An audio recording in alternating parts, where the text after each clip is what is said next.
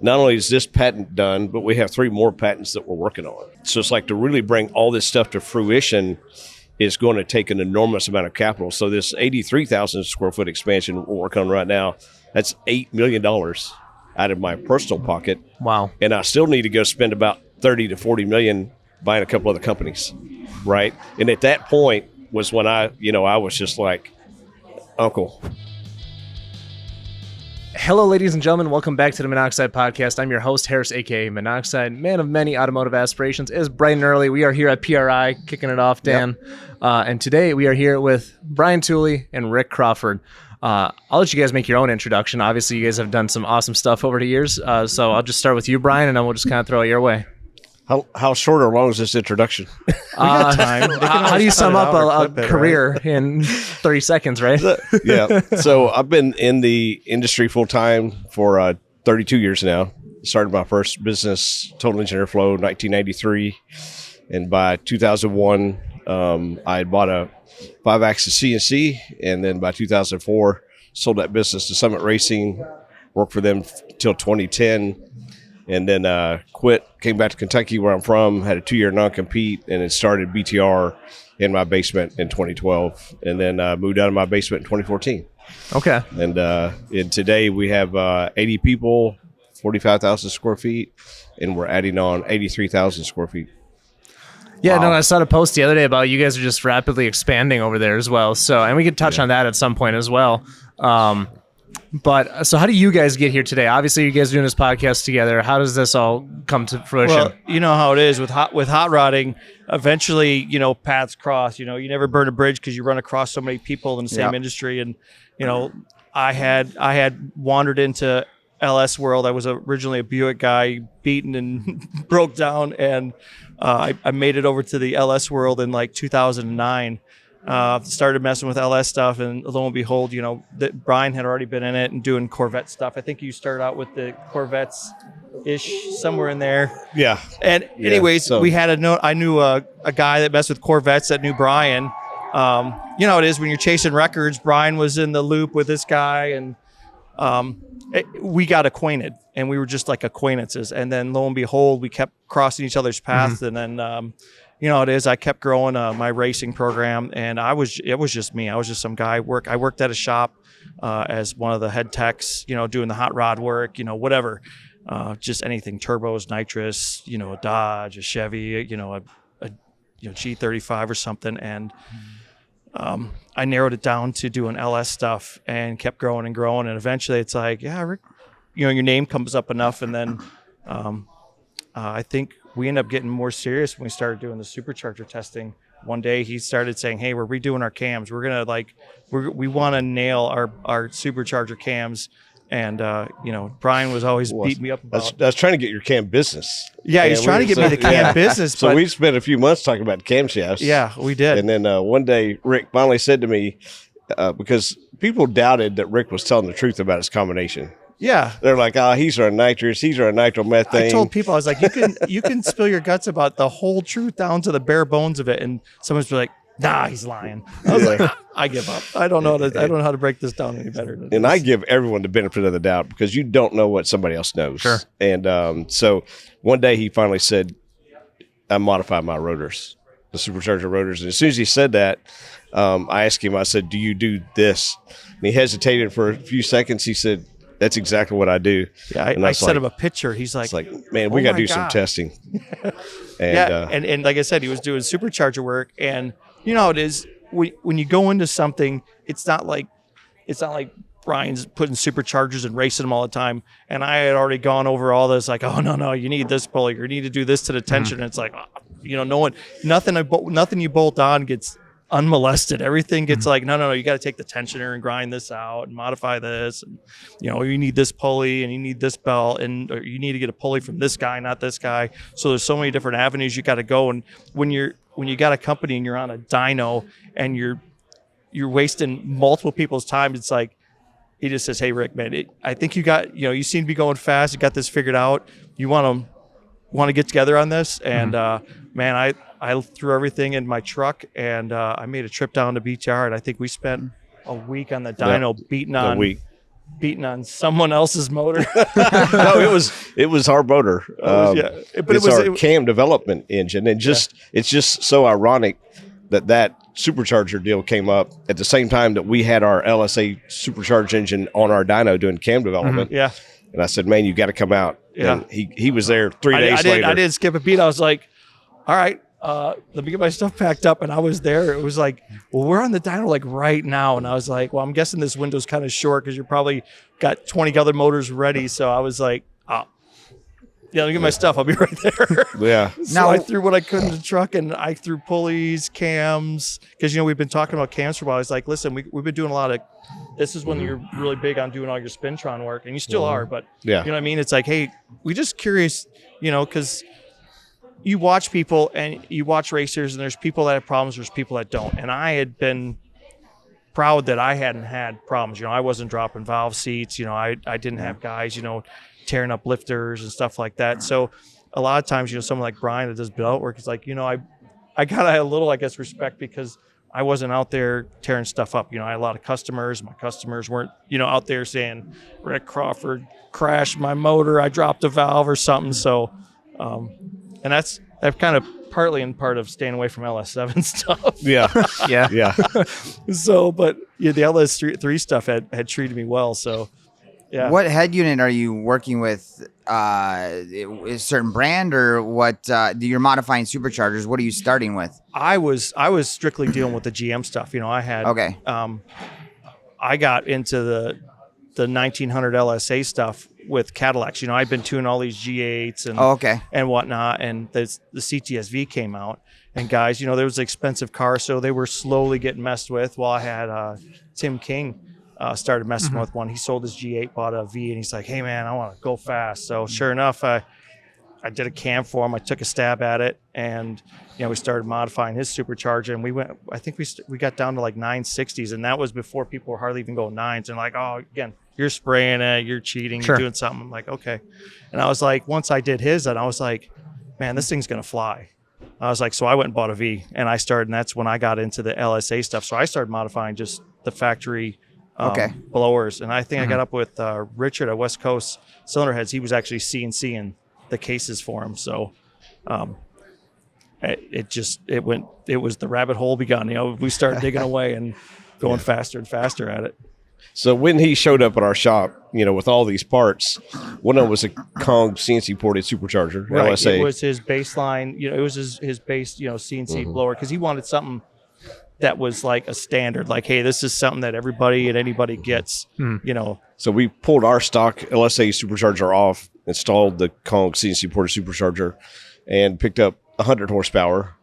And then we slid the stock rotors out and slid his modified rotors in and picked up another 75 horsepower. Holy shit. And I was like, dude, we need to patent this. Yeah. And so we went forward with the patent. Yeah, and he has been in the industry so long. He's like, oh yeah, I got people for this, and I was like, I do not have people for this. I have a garage where I do this. That's all I got. Sure. Yeah. And when did this all start going down with this? With the patent? 3 years ago. Yeah. 3 years ago. Okay. Yeah, that's about 3 years ago. Yeah. Well, what kind of equipment do you have in your garage? Because rotor tolerances are like.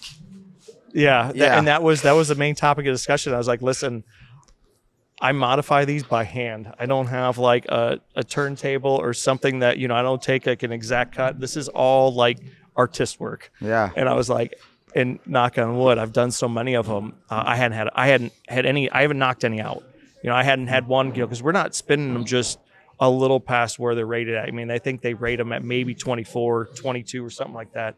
And we're turning them like 30,000, 32,000, 31,000 RPM. We're like murdering these poor things.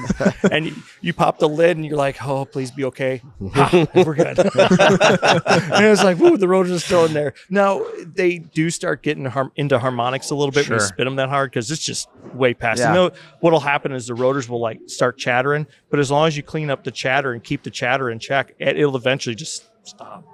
Huh. I mean, I've never had to replace a set of rotors because I destroyed them, or it came out of the top of the case or something. Mm-hmm. I still got the same rotor pack in there that I've been beating on for the last 5 years or so. Okay. So what does testing look like, right? So, I mean, are you just getting a dozen of these things and just seeing like what the lifespan looks like, or? No, it's really basic. It is, for me, I was modifying stuff and basically just taking my HP tuners in the car, taking the car, going out in the back roads in the middle of nowhere and making pulls and looking at the data, because luckily we had mass air map sensors. And I'm looking, I was like, well, that picked up. I was like, well, if that picked up, the problem is you have to take it off the car. You have to rip it all the way apart. You have to pull, it isn't just scratch it and put it, it's a lot of work taking it on and off. So it was, and it's, because it's so much work, we're still changing things. It's like, cause you don't want to be like, that worked good for me, but then you put on his car and it didn't pick up anything. So a lot of times you do one, you're like, okay, this looked like it picked up a lot. All right, I'm going to do one for you.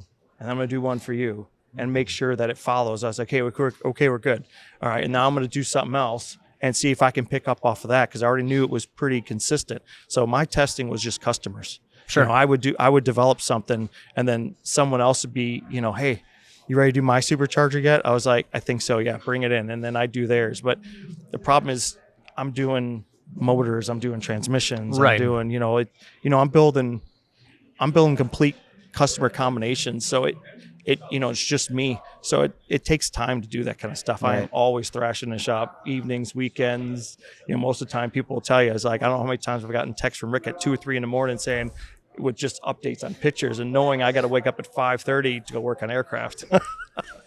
I was going to ask, so that's wasn't your full-time gig either? It still isn't. Yeah. Okay. Yeah. So I work like 2 full-time jobs. Sure. Okay. Doing this That's stuff. more than full-time, dude. I Oh, remember it my is. first And 100-hour week. And then on top of it, how many guys, are working at a shop building race cars or doing whatever, and then still go to races with all their customers and have all these cars you're maintaining and racing your own car. Mm-hmm. It's a ridiculous insanity. amount of work to have a car and making passes. It's one thing to go to track, make a glory pass, blow it up, put it in a trailer and let it sit. But talking about going rounds at races, going to World Cup, going to Texas 2K and Cadillac Attack. And I got 2 race cars. I don't have one. I've got a G8 and I got the CTSV. Yeah, one's not enough abuse. You got to have 2. Not enough abuse. So I gotta have 2. So it's relentless. But when it comes to doing development work, it helps having 2 because I don't know.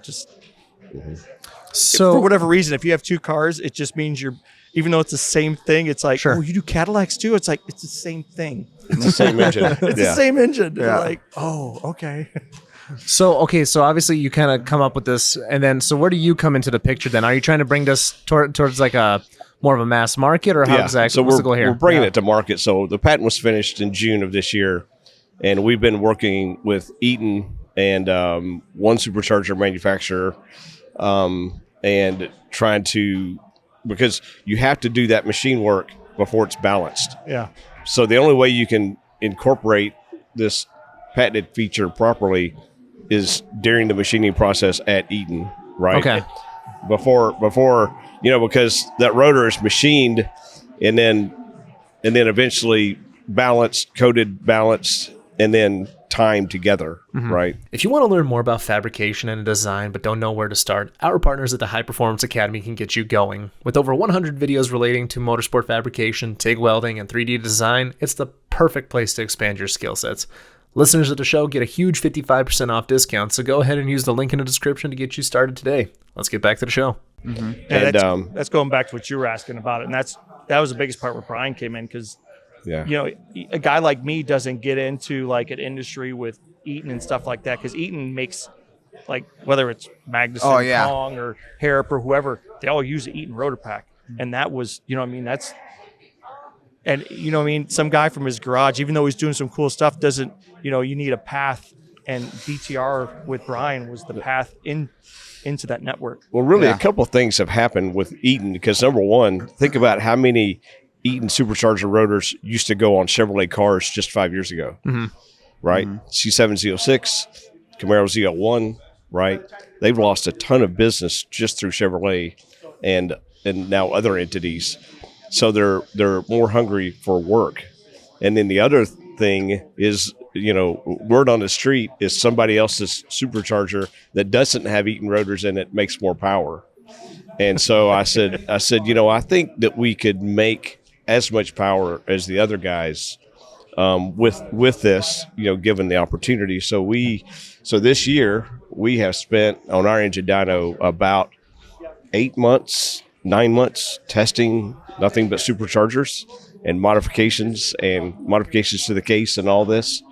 And right now we're 50 horsepower better than the other guys, which when we started out on this quest, we didn't know if we're going to be able to match the other guys for power. Sure. So to be 50 horsepower, and it's not just 50 at peak, it's everywhere. Everywhere. Yeah, it's everywhere. So you guys are going to do a whole unit then, like a whole supercharger thing, or just a rotor pack? So it's up to Eaton to do the machining on the rotor pack, and then we'll work in conjunction with the supercharger company to bring that to market. Okay. Gotcha. Okay, that makes sense. So it'll probably be co-branded, and with BTR. Right. And I didn't get to go to Eaton, but Brian did. He was like, dude, you wouldn't believe how lucky we got with this patent deal, because it was, when you go to someone like Eaton, they have tested like all kinds of things. He told me, he's like, they got a whole wall full of patents, but he says, you know what they don't have a patent on? The front of that rotor. The front of that rotor, the design, you make an airfoil to the front of that rotor. And I was like, oh, yeah. Because I'd been looking at the bearing plate and some other things. I thought there might be airflow, and I go there, and literally there's a wall that probably has 60, 70 patents on it, plaques. And one of them is bearing plate, but they didn't touch mods. And, so it's amazing all the stuff that they've tested, but they never seem to have tested that. They had a patent on the design of the rotors and how they're made and everything else, and the rotor itself, but they didn't have anything on the design to the rotor. So I was going to ask, that was going to be one of my questions. What are you doing different to the rotor to it? Do you mind divulging that information, or what? Well, if you look at it, everybody's seen turbos and superchargers. Yeah. Well, they probably are more familiar with a turbo, and the front of it is all looks like an engineering design. When you look at the front of a supercharger, it looks like a caveman developed it. It's all square. You know what I mean? It just looks like a bunch of square corners, and it doesn't look like the inlet of a turbo. So there's nothing aerodynamic about it. You know what I mean? Because from an airflow standpoint, of course, that's my background, total engineer airflow, porting heads and all that. A square edge you use to detach air, and a radius edge is what you use to keep air attached. Okay. And the trailing edge of those rotors is square, right? So you just take that square edge and radius it off in a very specific way. Because it isn't that simple. If you were just to take, because I tested just, because I looked at it, I was like, oh, I'm just going to radius this rotor pack. Well, I did that, and I was like, oh, that didn't work. Because I went there and I was like, I think I'm actually lost a little bit, because there's things that happen because, the rotors, it's a compressor, that air goes into that and actually compresses air. So you have to be careful, because you can hemorrhage the air out of it. And it's, air does crazy stuff that you wouldn't think it would do. And I've sent pictures to you that one time I says, hey, check this out. I've had a rotor pack. I said, look at where the air's going in this case. And you're like, because there's spots in the case where the air is blowing the wrong way, it looks like, and it's strong enough that it's taking like grease and oil and stuff that's packed in, and it's actually looks like it's blowing it at 100 psi or something. And it's like, dude, I'm telling you, this is just something good to see and just let your mind churn about. And it gets you down a path. It's like, all right, well, let's try to do this, because it does look like we're wasting some air there, or something's not happy. So, and I had a 2019 ZR1 that I ported supercharger and heads and all that on in 2019, and that was the first time I really studied one of the superchargers, and that trailing edge, I'm like, why in the world is this trailing edge square? Because that's going to detach the air, because you want to pull that air in the front of that rotor, not detach it at that trailing edge. So so it's just like, it's one of those things that seemed obvious to me. And it's so funny, because working with some of the people that's in the industry, been in the industry a long time, because as soon as he said he did that, I was just like, that's what I would do, right? But he tested enough designs to make it work really well. And so I'm working with these people that have, some of decades of experience with these things, and they're like, that really works. They're just like, really? 50, 75 horsepower? Because the 2650 only picks up about 50. And they're very skeptical of the power gains. And I'm just like, it doesn't make sense to me, because, it does, for me, I don't have to look at that rotor very long to realize that trailing edge, does not need to be square. Right. And so it's very interesting that people are, acting like that to me. It's kind of like when you go in your shop and you're used to seeing the disaster, but to you it's an organized like chaos. Someone else comes in and like, oh my gosh, how do you work in here? And it's I'm kind of like attacked right now, by the way. But it's kind of like when you think of that, when there's there's a lot of people in the industry that are like 70, 60 that are old, and they've been staring at it for so long that that's just the way it is. Yeah. And it's like, why is it like that? I was like, They have to think about it. It's like, I don't know. It's, we had some engineers that came up with this, and this is what came up with this is what was the best, and that's what we use. I'm like, okay, whatever.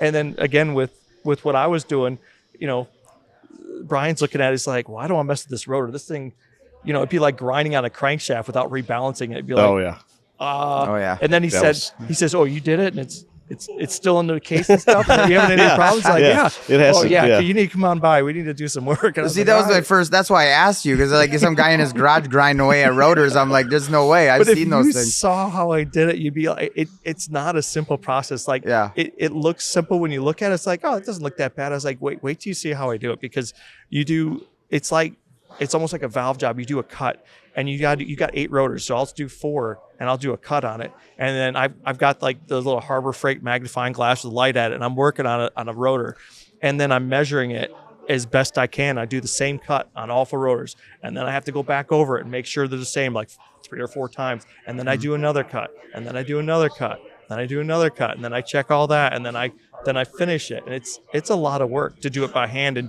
try to keep it as close, and knock on wood, it's been successful for me. Okay. So, but it's not something that you want just anybody doing. You have to be really savvy with how you do it and smart about it. Because, if you let some guys like, oh, Rick said he just grinds into this rotor, and that didn't last long. Yeah, they probably lasted about one pass. Those bearings lasted like 5 miles, and came apart on me. I was like, yeah, you probably weren't nearly, because when you look at the holes they do for balancing these things from Eaton, they look like they don't do anything, but it's dynamically balanced. So you're like, all right, whatever. Right. You got 20-some thousand RPM. It looks like it do something to me. Oh yeah. We do high-speed shaft balance on these turbine engines, and we use these like titanium little Allen screws in this big steel shaft. And you're like, well, all the little test equipment and little accelerometers and vibration analysis stuff we got on these engines says that fixes it and gets it within the IPS that it needs to be, and it's good. So it does something. Do you think your knowledge then in that industry helped you get this supercharger thing going, or a little bit? It's funny when anytime you're doing stuff mechanical, it doesn't matter what you see. If you're like just savvy for knowledge and learning stuff, you'll see stuff and you'll be like, that's really cool. You'll see something on like a turbine blade, or you think about how the turbine works on a compressor on an engine, and you'll be like, okay, that's kind of neat. You see how we do a fuel, or you see how you do a line or something. I was an aviation structures guy, so we went through the structures course, learned about all kinds of different metals and what they like and don't like, what you can weld and what you can't weld, how to grind stuff, how to modify stuff, and tolerances and everything. And then it just carries forward when you're working with rotors. It's like, hey, I know that, the difference between a press fit and a clearance fit. I understand how much stuff moves and what, to be savvy on tolerances. And it all comes together. It's, that's why it's hard to tell anybody how to do it. It's like, man, I don't think you understand how deep the cavity is in the back of my brain for the stuff that I've learned. It's just like someone doing cylinder heads. It's like, you just port this. I was like, no, man, about 20 years is all it takes to get good. You can't do that on that style head. You can only do that, or that valve angle. You can't do that with a valve at this angle. There's so much stuff that they know that you just can't even fathom. So it takes a long time to figure all those things out. And because you're constantly building blocks on top of blocks on top of blocks. So once you're so far up, it's like, man, I don't know how to bridge the gap sometimes with some people. It's not that people aren't smart. It's just you've got so much depth of the knowledge, so much you've learned that didn't work or doesn't work, or, just do this or don't do that. And some things are simple and some things are just really complicated. It's hard to explain. Well, is it like that with, so let's talk about camshafts for a minute. Yeah. Is that a similar situation? Because I see a camshaft, sometimes that's like looking at a valve body on an automatic transmission to me. Because I'm like, I understand how they work, but there's a lot of like it needs to do a lot of things, in those rotations. So is that a similar situation? For cam lobe design for us, it's definitely been an iterative process. Yeah. And we were very fortunate that we had a huge breakthrough in 2021, which is when I decided to spend $1 million on a cam grinder. Yeah. And yeah, so we kind of stumbled across something that it seems like hardly anyone else has figured out. Mm-hmm.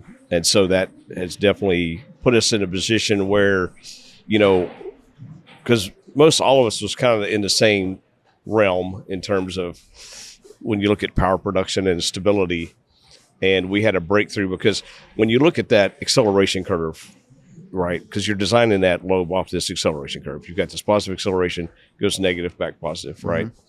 And he makes it sound so simple, right? It's just a little A cam lobe, it's tricky because he's going to explain it, but when someone like me or you or something look at a cam lobe, it's just like kind of egg shaped. And I was like, man, that lobe, there's you can look at two lobes that look identical. It's like, dude, they're completely different. Yeah. Even if they say they're the same, they could be completely different. And he went in and tested all of it. People think that, that valve train's being accelerated to the nose and then it decelerates. Yeah. And that's not the case at all. It has initial acceleration going up the ramp, and then it has to decelerate a lot so it doesn't loft off the nose. Mm-hmm. Right? Oh, okay, yeah. Think of it like a road course. People don't realize, you don't go into the corner wide open. Yeah. And that's really my breakthrough we had was actually related. It actually came from road course stuff that I do. Okay. Because the way to think about that acceleration curve, it's like you've got a track that has this 180 degree turn. You got a straightaway, 180 degree turn straightaway, and you got to start here and stop here. So you have to accelerate as hard as possible, but then you have to brake to make it through the turn, accelerate again, stop again. Mm-hmm. Okay. And I know that sounds abstract, but that's exactly what that valve train has to do. Yeah. And so when you look at that opening acceleration rate, it became a balancing act because as we increase the opening acceleration, it should make more power to dyno, and then the dynamics on the spintron got worse. And then as we lowered that, the opposite happened. So the power production and the spintron, they ran inverse to each other, right? And so it just became a balancing act of getting as much acceleration rate as we could get with getting acceptable closing bounce. That was our number one thing we looked at for dynamics. We wanted no more than 0.006 closing bounce. And so when I had this idea to kind of fundamentally change the shape of this acceleration curve, was the first time that we ever designed a lobe that we put it on the dyno and spintron, and it was better on both. Okay. First time we'd ever seen that. Mm-hmm. Right. So we knew that was a huge breakthrough. And the cam company that we had been doing business with for years, their lobes did not have that feature, that design. So we realized that they didn't know that, and they'd been in business for decades, right? Decades and decades. Practically been in business as long as I've been alive, I think since the 60s or 70s or something, right? Oh, wow. So when you had that sort of breakthrough, of course, I'm a spiritual guy, so I just kind of, I'm like, okay, thank you, God, appreciate that one, and, and you move on. But it's the iterative testing. And the thing that I have found in the 32 years I've been in this industry pretty much full time, people don't do the testing. Yeah. I don't know why. It blows my mind. People say, oh, it's time consuming, it's expensive, it's this, that, and the other. And it's just like, well, but being slow and dumb is kind of. Yeah. Or what they'll do is they'll build one. They'll make one, and then they build everything off that one. And it, even though it dynamically changes through the curve, like, hey, we made this, let's say we made this one lobe and it did good. Well, we're going to make another 20 lobes off this one, and we're going to make the duration bigger on all of them. We're just going to kind of tweak the lobe and just make it bigger and call it call it a family of lobes. And it's like, well, wait a minute, this lobe's happy, and then you get to this one's happy, but this one here in the middle, it's trash. Like you'll tear stuff up and you won't even know why. It's like, oh, I tried a little bigger cam and I lost power. And you think that was, maybe it was too big of a cam. I was like, no, it was just the camshaft got really mad. You got a bunch of valve train bounce, and if you'd have went bigger or smaller, you probably went faster just because that lobe was bad in it. So a lot of people, sometimes people go put a cam in their car and like, man, it's just, it should have done better and it didn't. I don't know why. And it could be a lot of things, but a lot of times it's just valve train. It gets so unhappy, and it's like people losing valve seats. I was like, man, if you're losing valve seats, closing valve bounce. Okay. If you're losing valve seats, it's actually dislodging the seat. People will sit there and blame manufacturers, and not saying that stuff doesn't happen with doing cylinder heads, but if you're notoriously losing seats, it's like you got something wrong. You're using the wrong spring, your profile is terrible, or repeatedly damaging failing lifters or breaking springs. I tell people 99% of valve train failures are a symptom, not a cause. The cause is the valve train's out of control. The symptom is you broke the part. It's like a blown fuse in an overloaded circuit. Right. Not the fuse's fault. Yeah. Everybody's like, oh, that's a bad fuse. That lifter, that spring, whatever. Oh, that's a bad fuse. It's just like, no, your dynamics are not good, and we see some incredibly not good stuff. For the first year or so that we were doing testing, we were only testing 1/7 rocker ratio stuff, LS, typical LS, and we would see some competitor stuff in the 25,000s range for closing bounce, which we thought was bad. And then we went to the Gen 5 1/8 rocker stuff. And what this one company had done is they had taken lobe designs made for 1/7 rockers and just put it on cams that use 1/8 rockers like LT. And we saw over 50,000 closing bounce. Oh, wow. Out of those engines. Yeah. And it's so funny because the same manufacturer was just like, you had to replace the seats in these factory heads. And it's just like, well, why do these engines run for a couple 100,000 miles and the seats don't fall out, but they use one of your cams and the seats do? It's like you think that somebody put 2 and 2 together there. So but that manufacturer doesn't design their lobes. They didn't have a spintron in-house. And so it goes back to not doing the testing. They'll make a rip on a dyno and they'll be like, oh, but it made good power. And I'm like, good power. Oh my gosh, how much stuff you got to destroy? I was like, you realize all you got to do is make the lobe right and you could still make the power and not kill stuff. I was like, some people are just. And that's what so many people think. They think that you can either make power or you can make stable valve trains. You can't make both. And we're doing both very well. Yeah. And and that was always my big thing because I've been doing car stuff for a while before I got up with Brian, and man, I've been using specific lobes. And I was like, listen, it's like walking on a glass floor. It's like I'm doing I'm putting cams in like 20 or 30 cars. I don't want to find because it's not like it's going to break as soon as I drive it. I don't want the guy to call me in 5 or 6 months and then realize I've done 20 cam installs and realize that, oh my gosh, that means the other 20 guys are right behind him. You know what I mean? It's like if he lost a lifter or he had a lobe fail or he had a valve spring break, it's like you just get that sweaty feeling like, oh my gosh, that means the rest of these guys, how are you gonna fix that? You know what I mean? And there's shops that run into problems like that. And you know what I mean? That's how some shops get destroyed. They buy the wrong part from the wrong person and it goes downhill and they realize we've done 50 of these, or someone like you and a manufacturing. I mean, that's huge panic. You sell something, you realize, I've already sold like 5,000 of those. I was like, I'm leaving the room. Well, that can be a supplier issue. I think Whipple just went through this not that long ago with some bearing problems they were getting from their manufacturer, and they were shredding the inside of GT500 engines with them, and they just were like, hey, sorry, we had a bad batch and we're making it right. But I've seen that with engine bearings, converter stuff, clutches, you name it. And oh my gosh, when you're at the mercy of, when you're a guy that's doing building work, you're at the mercy of the customer to be like, man, please understand. Yeah. I didn't make the clutch. I'm sorry. Yeah. The QA in the performance automotive aftermarket is generally lacking. Yeah. Right. And even in my own business, I mean, we grind our own camshafts. We manufacture a lot of our own parts. And I see our own failures sometimes. And it's just like, that's a written process procedure. It's right on the CNC that says you have to check that when that part comes off the CNC, let's say an ORB on a valve cover or something. And it's just like, when did we get in the habit of no longer checking that? Yeah.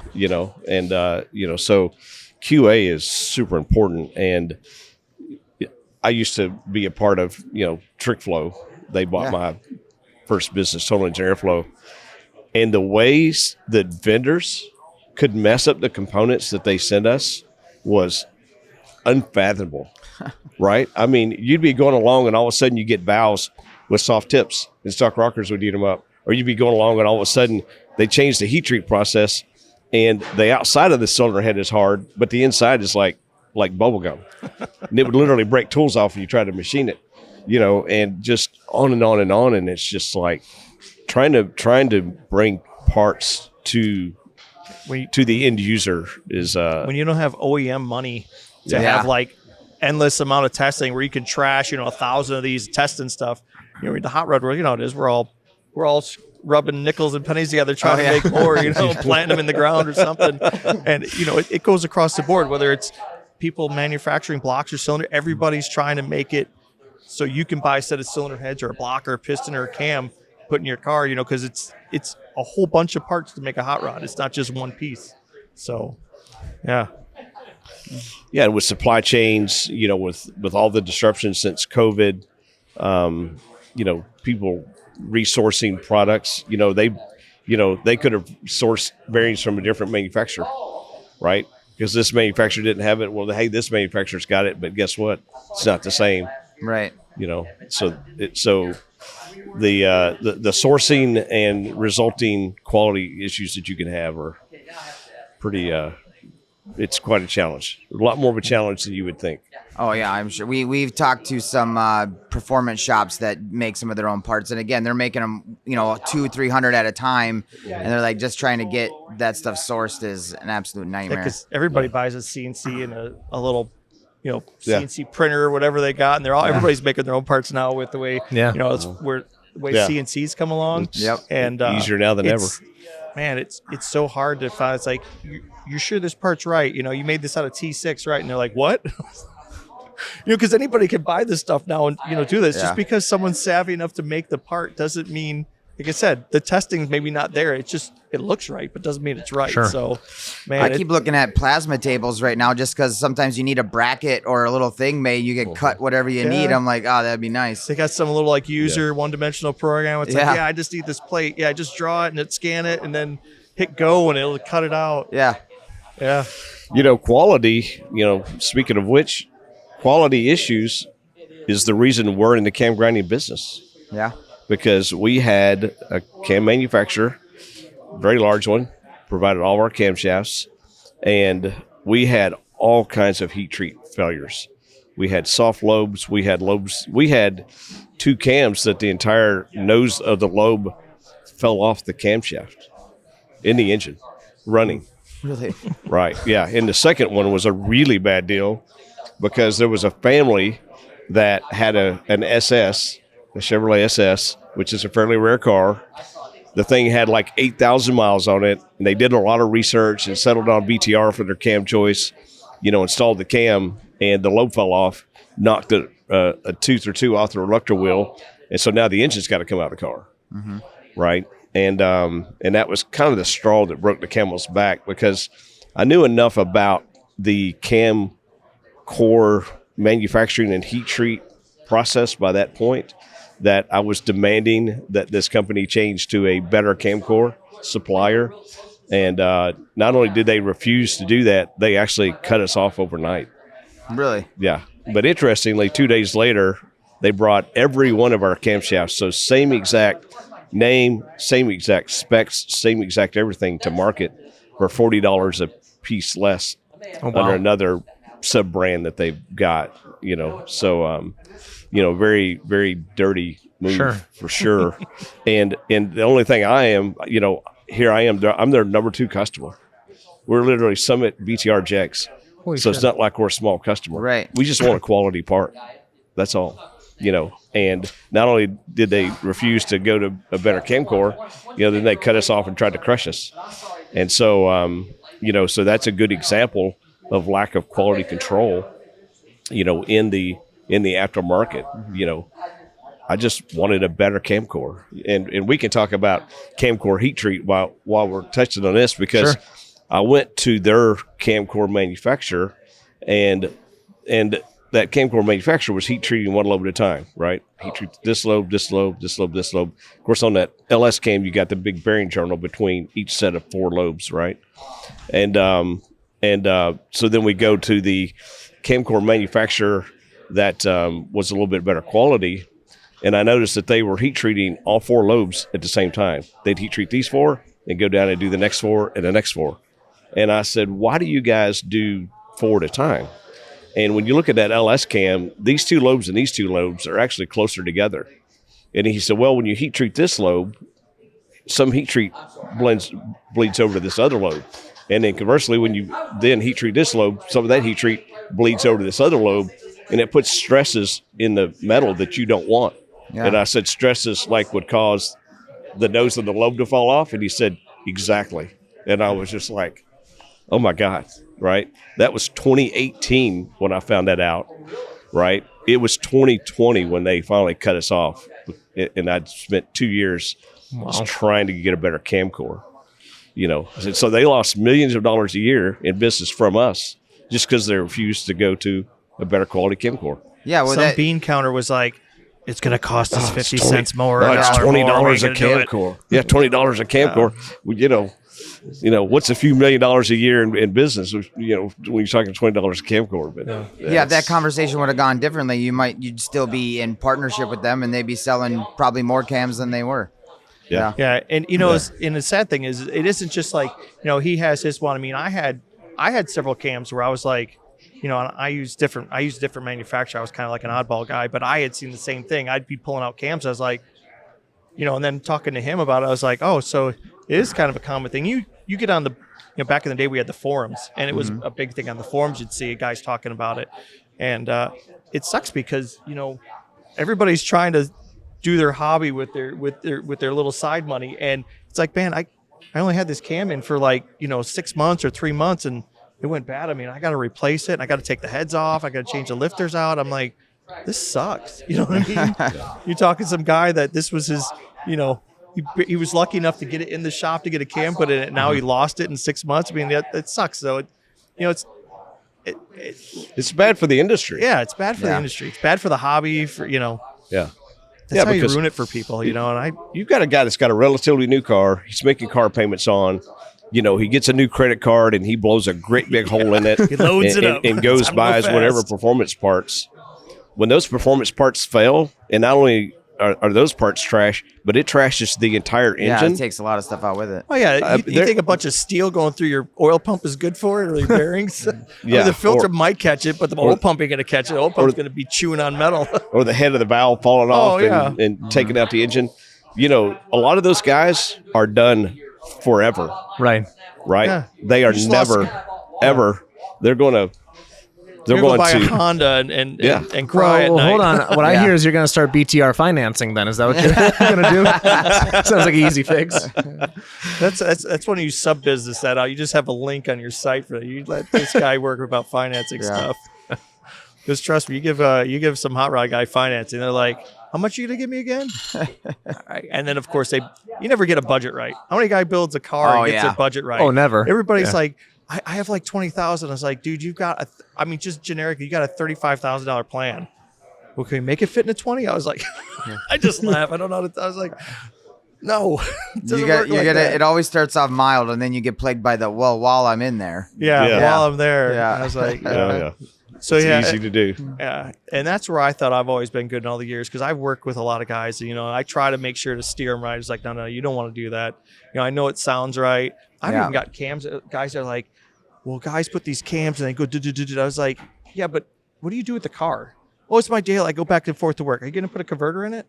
What's that? I was like, no. We're not putting this cam in your car. Let me explain a few things to you. I was like, we can probably give you a little low, but we're not going to do that. That's wrong. You know, and you try to do your best you can to correct people. That's why, I've never had it's like, hey, you got a website where I can buy this? It's like, man, that's not me. There's companies for that. That's great. And they have people on the phone that can help you. But when I build something, my name goes on that, and it's just me.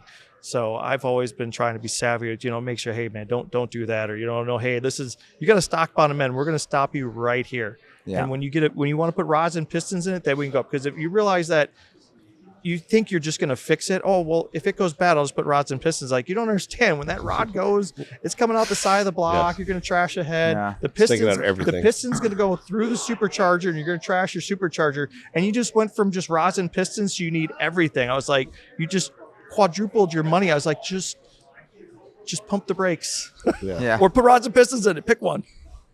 Please don't blow it up. So where did this all kind of begin, right? So I'm going to start with you because I read an article about you this morning as well. I think it was a Dragzine article, right? So when did you initially kind of get into cars? I thought it was a Buick, right? I was into cars, I think, the minute I could figure out how to read. Sure. I don't know what it was. Some people grow up and they're like, what did your dad do? Was your dad like a racer? I was like, my dad played with cars. He didn't know anything about them. But he had a hot rod. And for whatever reason, it made my everything tingle. So I was like, I used to get kicked out of convenience stores because I used to read all the hot rod and car crafts and popular hot rodding, 5.0, anything that was hot rod related. I'd read all the tech articles. Mm-hmm. And I took everything I could possibly take in.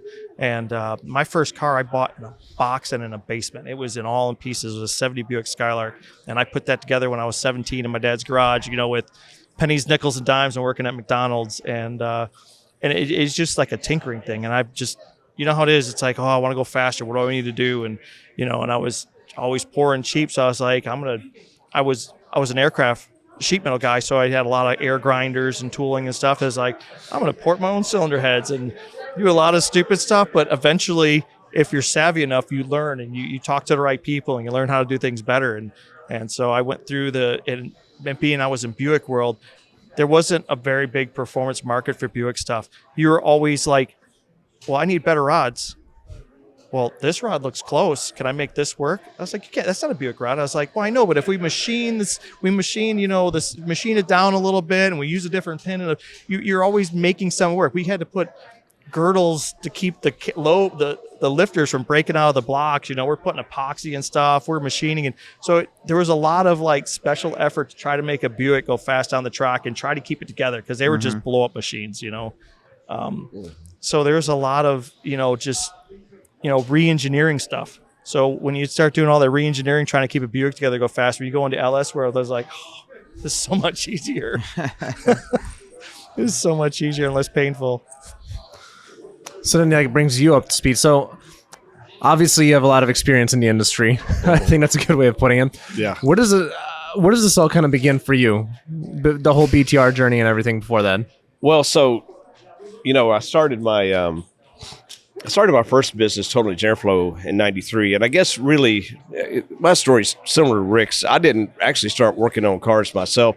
My dad raced with his friend, but I didn't physically. And I helped my buddy of mine work on his truck a little bit, but I didn't physically start really modifying my own personal car until I was 20 or 21. I had a brand new C28 that I bought new, and eventually put intake and camshaft on that.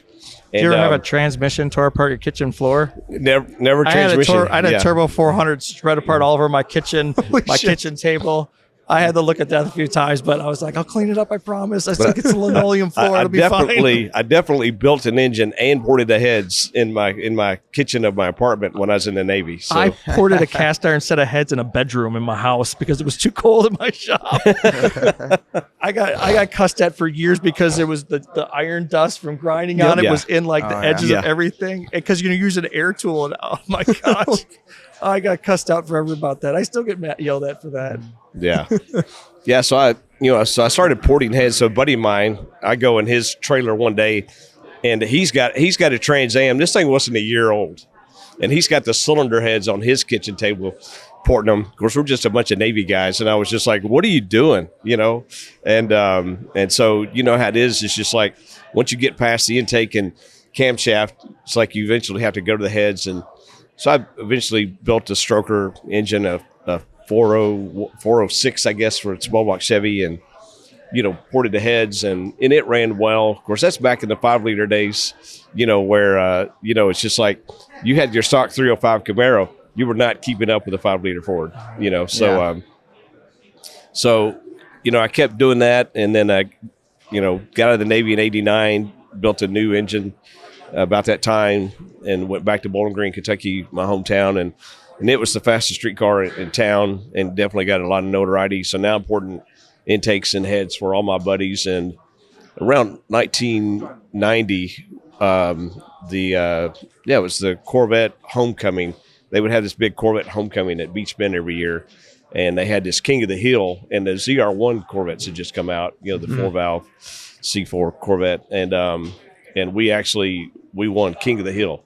We were the fastest Corvette there. We went low 12s, tune port, 350 engine, and it's funny because there was a guy there with a I shouldn't say the word Lingenfelter, but he had a 383, and we had a ton of respect for Lingenfelter because we had cam and headers from Lingenfelter, and we were faster than him.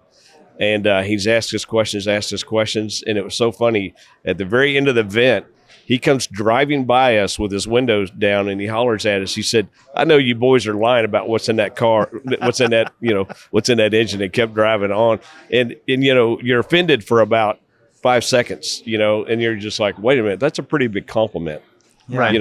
Because this is a stock short block. We just ported the heads. My buddy was a machinist, though, and he actually doweled the tune port runners to the base and to the plenum, and then we perfectly port matched all of that. And, the car ran well, so then I'm porting heads for people. And another buddy of mine that was in business was like, you need to go in business. I was like, the only thing I'd ever heard about anybody that was in business was it's awful. So I got no interest. I was a maintenance mechanic in a factory. And in 1993, I lost that job and bought a flow bench and started porting heads. You're probably going to need to ship your car soon, or know somebody that will. And as someone who used to work in freight logistics, I understand the difficulties of finding reliable transport, especially when trying to make it to rallies, racetracks, or to warehouse to hide your Corvette, because you're going through a messy divorce, and when she says everything, she means everything. Anywho, Nick Shearer is the proud owner of Sure Thing Logistics. Having traveled much of the country with every type of vehicle you can imagine, he's got the experience and reliability that you want to ensure a safe journey for your pride and joy. If you want to find out what it takes to ship your vehicle, go to surethinglogistics.net, fill out the intake form, and be sure to let him know I sent you. Let's get back to the show. Okay. I worked in a shop, so we worked on 5 liters and anything that came in the door, from either timing belts one day, and next thing the day we're doing G35 Infinity and putting a still-in supercharger kit on it, and then I'm doing a 5 liter, I'm doing gears in a 5 liter, and I'm doing a clutch and some Elbrock cylinder heads or whatever. So I did a lot of 5 liters. So it was good because that's where I picked up a lot of my, I tell people there's no such thing as knowledge. Yeah, there's no such thing as bad knowledge when you're working on stuff, like whether it's wiring in a nitrous kit or putting on a supercharger kit. It's all gets stored in the knowledge base of, oh, I know that ain't going to work. I've done that before, and we got to do that, or I've seen this, and this is cool. So, yeah, working at a shop, because that was where the hot rod money came from. I was working at a shop. Went from I worked third shift at the Air Force. I came straight from third shift. I'd go straight to the shop. I'd fall asleep in the parking lot until they opened the doors. I'd walk in there and I'd work there till supposedly lunch, but it always ended up being 2 or 3, finish up a customer's car and go home, try to be a dad or a husband, and then fall asleep for a minute. You and do go that right back as to well? work. You didn't mention that part, in addition to the 2 race cars and everything else. So leading up to the 2 race cars, Sure. I had the Buick, I worked at a shop. Sure. And they did, it was like a hot rod shop. It was, a bunch of racers that had a shop. Sure. And, we did timing belts and brake jobs for money, but we did a lot of 5 back in the 90s. The 5 liter was king everywhere, and it was everywhere. So we were doing gears, Mac exhaust, and Elbrock heads, and intakes, and putting the chips in it, and recalibrated mass airs, and throwing nitrous on them, or Paxton superchargers on them, and going to the track, because in North Carolina, there's a track every direction you want. Yeah. Any direction, there's a track in 20 minutes, So we'd go to one track on Wednesday, we go to another track on Thursday, we go to another track on Saturday, and then Sunday, and rinse and repeat. So, yeah, that was my life. Yeah. And then by the mid 90s, I did get hired into Holley product development. They wanted to do intake manifold camshaft packages. And then I suggested we also do cylinder heads. So if you ever remember Holley making small block Ford, small block Chevy heads, that was at my suggestion. And they actually leased my flow bench from me for about a year. And so learned a lot. So I ran the engine dyno there for a couple of years, learned a lot. and then but went back to self-employment around 96, 97, and then started buying equipment for Total Engineer Flow to work on solar heads, to do everything needed done to solar head. And by 2001, I bought a 5-axis CNC, which in 2001 was a really big deal, because in 2001 almost no one had, true 5-axis simultaneous CNC machine to do porting with. And so by 2003, I'm porting heads for Texas Speed, Bischoff, Proline Racing. I'm porting heads for everyone. That CNC machine ran 24 hours a day the first 6 months of every year. We had people that came in every 4 hours to change the I was probably buying cylinder heads before I ever knew you. I was probably buying your cylinder heads before I even knew who you were. Well, I'm a big Ford guy, and even then, like in the GM world, I knew of Brian Tooley Racing and Lingenfelter. Those are the two big names that I always knew, even though I don't follow that world really that much. So, well, being a Ford guy, you probably know some of the people I worked with in the early 2000s. So, Jimmy LaRocca, Bob Kurgan, Bart Tobner. You recognize any of those names? It's all street renegade guys. Okay. And so we won between 2000 and 2004. We won between Fun Ford Weekend and NMRA. We won a dozen championships. Holy cow. we set dozens of records, won hundreds of races with our stuff. We did mostly the twist and wedge Ford heads from Trick Flow. Yep. And so had a ton of success with those things. Made stupid power. That was the beginning of that NMRA race series was like the beginning of the street racing series for for the modern era, I would say. Yeah. You go back to the NMRA race series where they had Super Street and the Renegade and all that. That was like the base plate for, Yeah. Yeah, it was so big back then too. It was huge. Because in the 90s there was World Ford Challenge, which kind of faded away for some reason, but then the NMRA just picked up where they left off, and they had a really great race series there for a while. But it's funny because you talk about all this engine stuff. Fun Ford Weekend had a class where you had to run naturally aspirated, like I think the max cubic inch was like 308 or 310 cubic inch, 500 lift camshaft. We eventually had an engine with twist and wedge street heads make 2.2 horsepower per cubic inch with 500 lift hydraulic roller camshaft, right? So this engine's making 660 horsepower out of a 306 cubic inch small block Ford. Yeah, with 500 lift. And so, of course, the heads were $5,000. Very expensive set of heads, 7mm stem, titanium valves. We welded the heads when they were still raw castings. We took the raw casting and completely welded the chamber shut, and then had them heat treated, machined, and then and those heads when they were done were like 45 cc chamber, so we were able to get high compression with the flat top, because the class also said you had to run a flat top piston, so you're making 2.2 horsepower per cubic inch with a flat top piston and 500 lift cam, which you tell people that to this day, they'd be like, nah, that's not realistic. Yeah. It's so impressive. Yeah. You get to learn a lot of stuff working with racers for sure. Yeah. And that's all that base knowledge that people don't learn, that you learn from, going forward.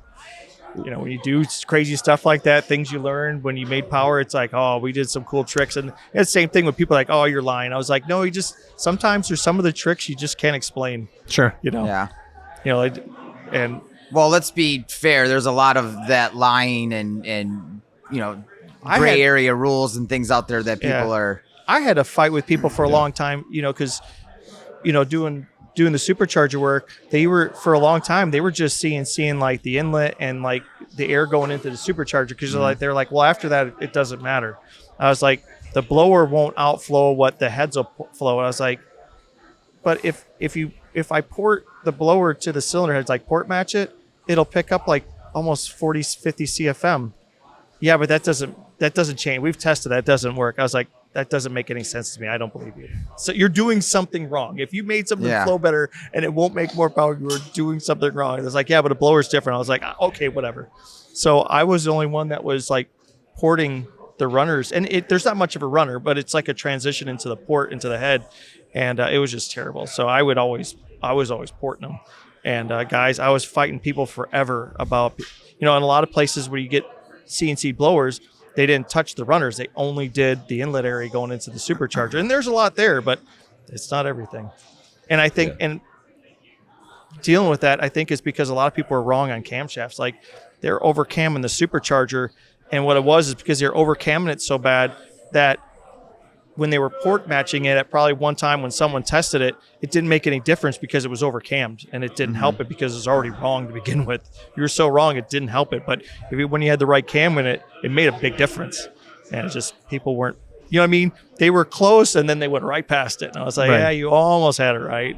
Yeah. So I feel like you guys see that all the time, especially in your guys' world. Just people just like when there's got to be a secret sauce, or not even a secret sauce, Wrong just combination. Yeah, people mess up combinations all the time. It's a combination of parts, and that's one of the things that I've been big on. That's why it's just me. It's like I control all the variables. I do the tuning.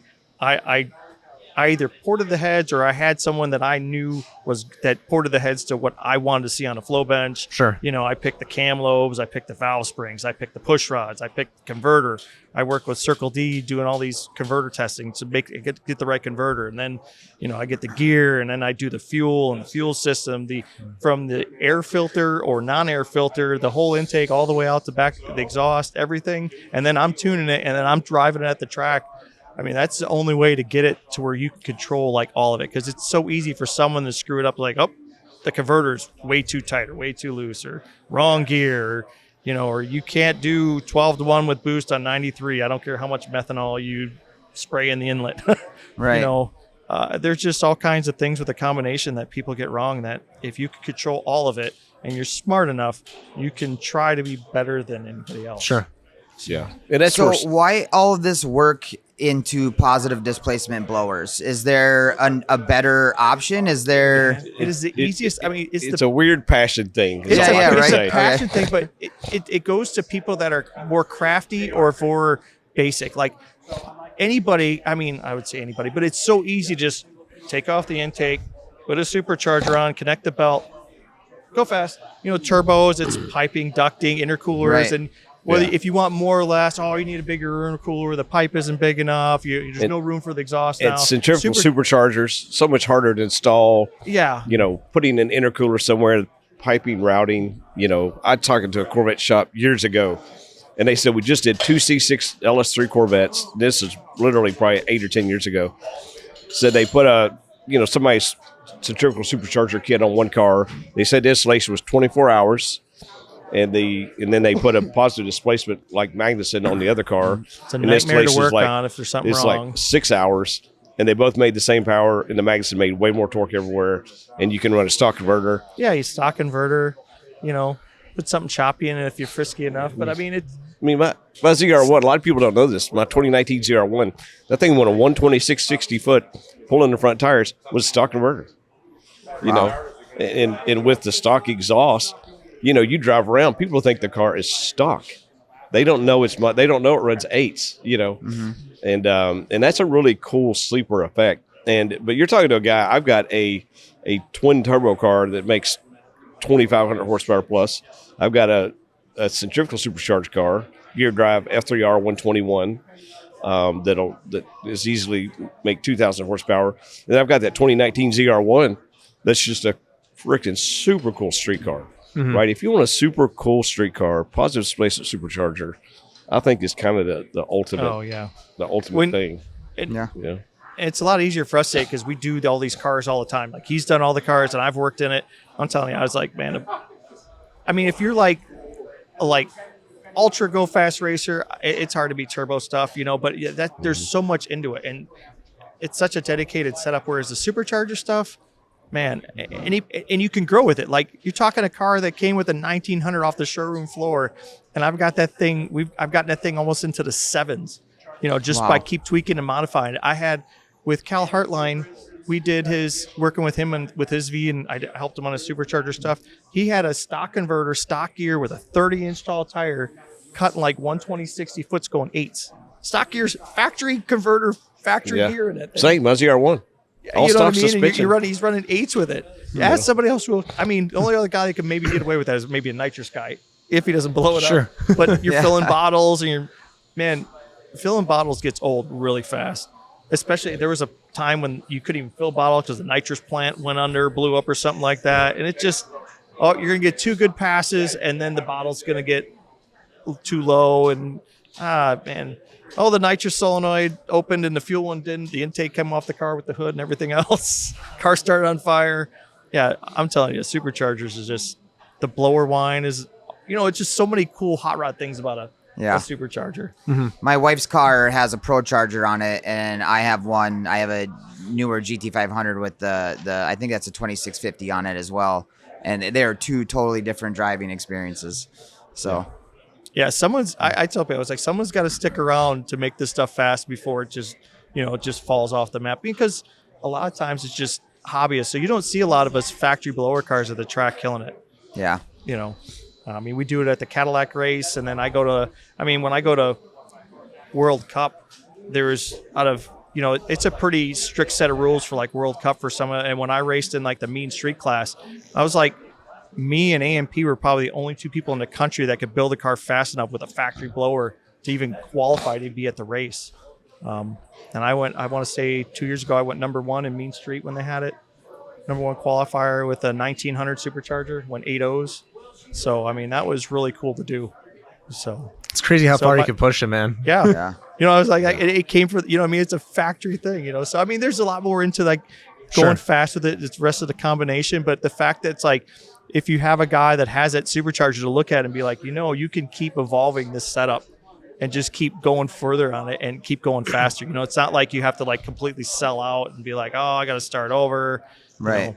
You can just keep building, do the Supercharger, maybe port it, then build a motor.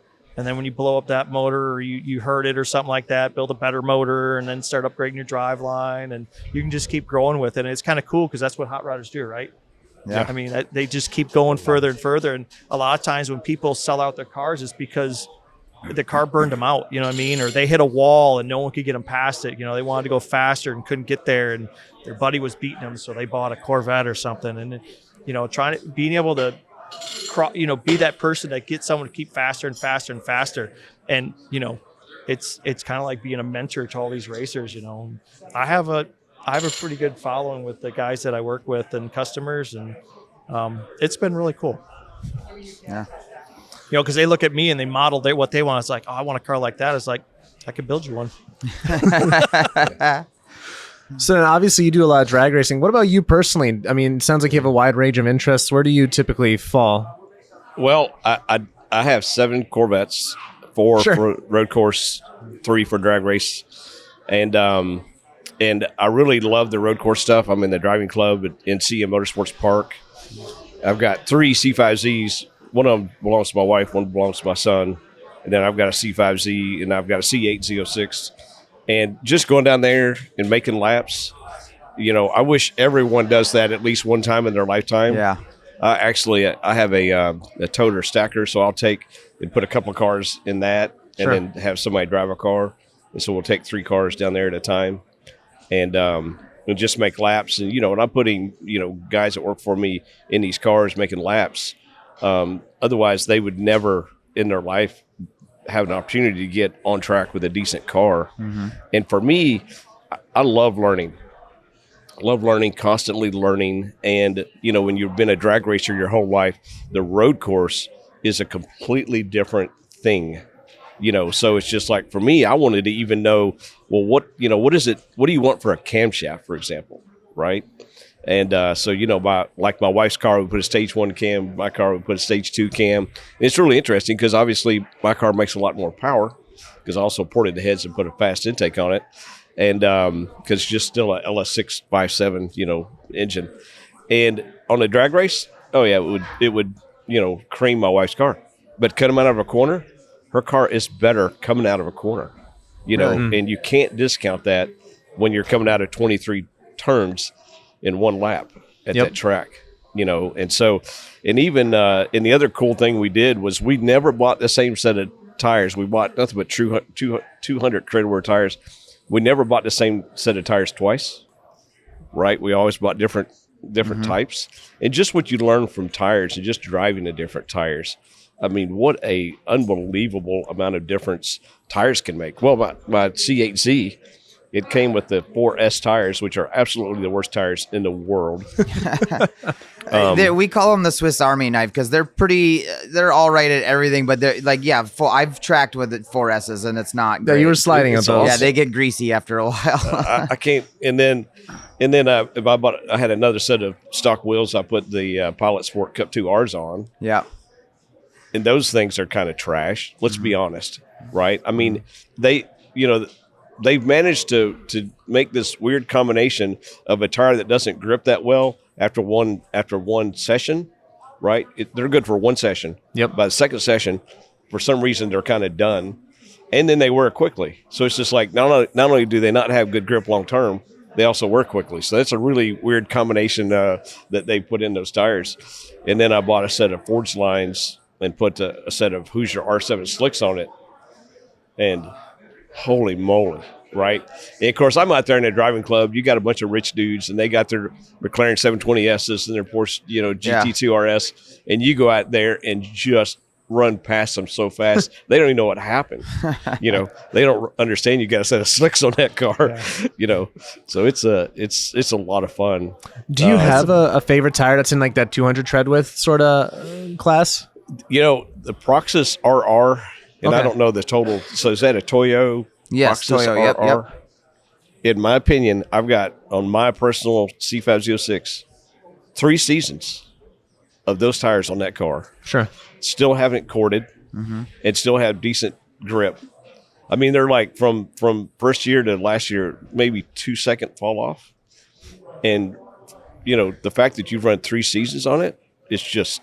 Yeah, it's unbelievable. It's like, how do they keep that much traction in that compound and that much in that good of wear? Because when you heat cycle them, they start to. Some tires, depending on how they make the compound goes away. R7s. Or they turn into powder. You know what I mean? They just. Well, it goes one way or another. Those R7 slicks, they turn into bricks after about 15 pucks, sessions. They turn into plastic or something. Yeah.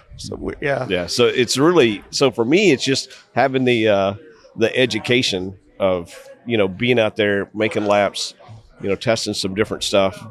So I really enjoy that. But then the drag racing, the drag racing is kind of the same thing.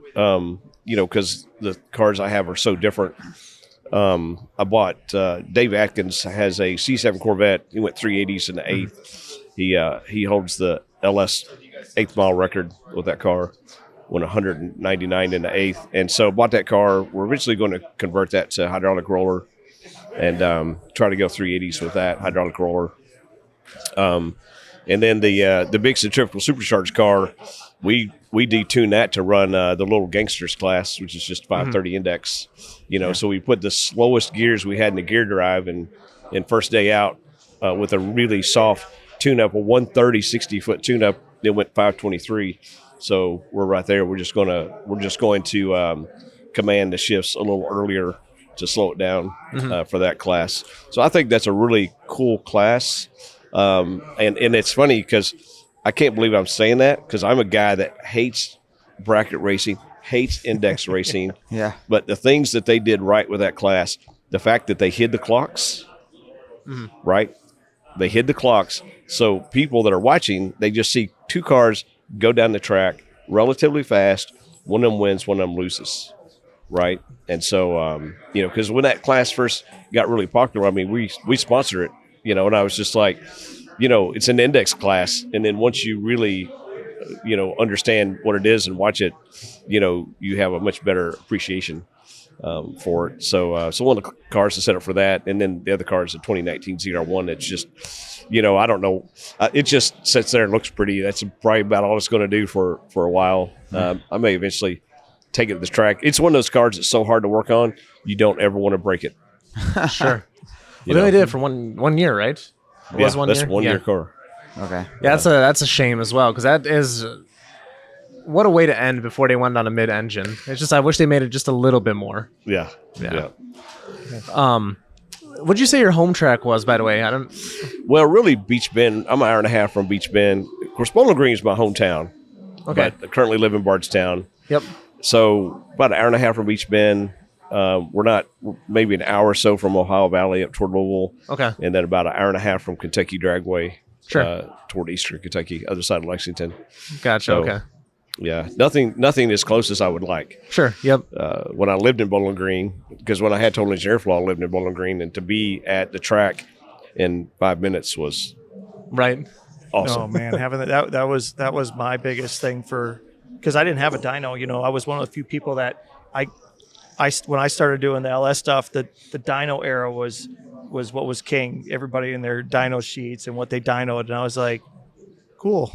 I was like, I'm just going to the track. You know, that's where I tested. If it went faster at the track, or I could tune it and tweak it and mess with it, that was my thing. And luckily, I had a quarter-mile drag strip like 10 miles from the house. So I had a drag pack that I used to put on any customer's car. I was like, oh, these are going, because they're pretty universal when you get GM stuff. So throw the drag pack on it, let's go to the track, and that was my test. So I'd have time slips, and that was because that was, you know, for the guys I work with, that's what mattered. You know, there's guys that go to Cars and Coffee and they just want their dyno sheep in their window, sure, and they just want to cruise around. They don't want to beat on it. And then there's other guys that all they care about is how fast it is. You know, they don't care what camshaft you use or what tire or whatever. Just tell me what goes fast, and that's what I'm going with. So it was cool having the drag strip right by the house and doing all my development work at the track.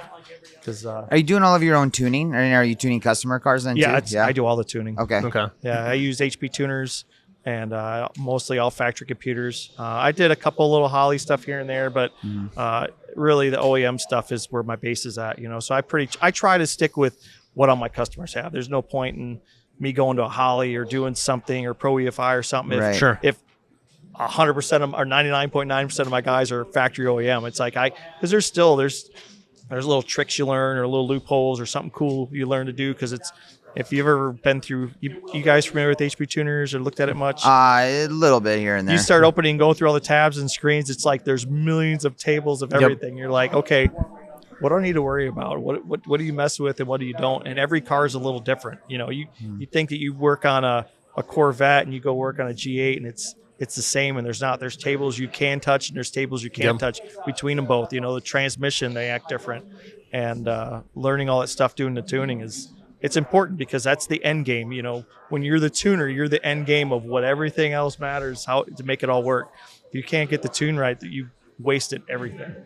You know, GM and JZ guys, Haltech just unveiled some new products for you guys last month, and pre-order starts soon. Whether you want an ECU and harness package for your JZ or an expansion module for your 6L80 or 90, you can go to tunedbysean, SHAWN.com to get going on your pre-order. And of course, you can always use code Minnoxide for 5% off when it's game time. Let's get back to the show. Yeah, the tune mixer breaks a lot of these cars. Yeah. Yeah, it's the same break thing. for How sure. many, you know, it's either guys. No pun intended. Yeah. You know, so that's, man, tuning that's been the trick for forever is getting the tuning part down right, and learning all the combinations. And people lean on me and say, "Hey, man, when are you gonna start doing the LT stuff?" I was like, "Man, I think I've been cured of that disease. I don't think I'll ever make that mistake." And nothing against it. LT stuff is the most powerful base. The problem is just it's so complicated for for guys to get into it and make power. With the direct injection and the high pressure pump and the direct in injectors and everything, it's so hard to come up with a combination to get enough fuel to it and go through all the loopholes and trying to deal with a factory computer. It's like, oh, the throttle blade shut down again, or it didn't shift, or fourth gear wouldn't lock, or it goes into limp mode for some weird because the torque table wasn't right. The torque tables and everything, it's such a mess. And you spend so much money, and it's so easy to go down the wrong. That's why you see so many NA LT combinations, because they're stupid fast and make great power, but they've never made the transition to power adder stuff really, like LS. LS, they put any power adder you can think of on the LT stuff. It's just everybody gutting out their cars and maxing out the NA setup, putting high rams or whatever intake they can put on it, and spinning the guts out of them, because they make amazing power. And that's why you start seeing guys trying to put nitro on them, because it's still NA then.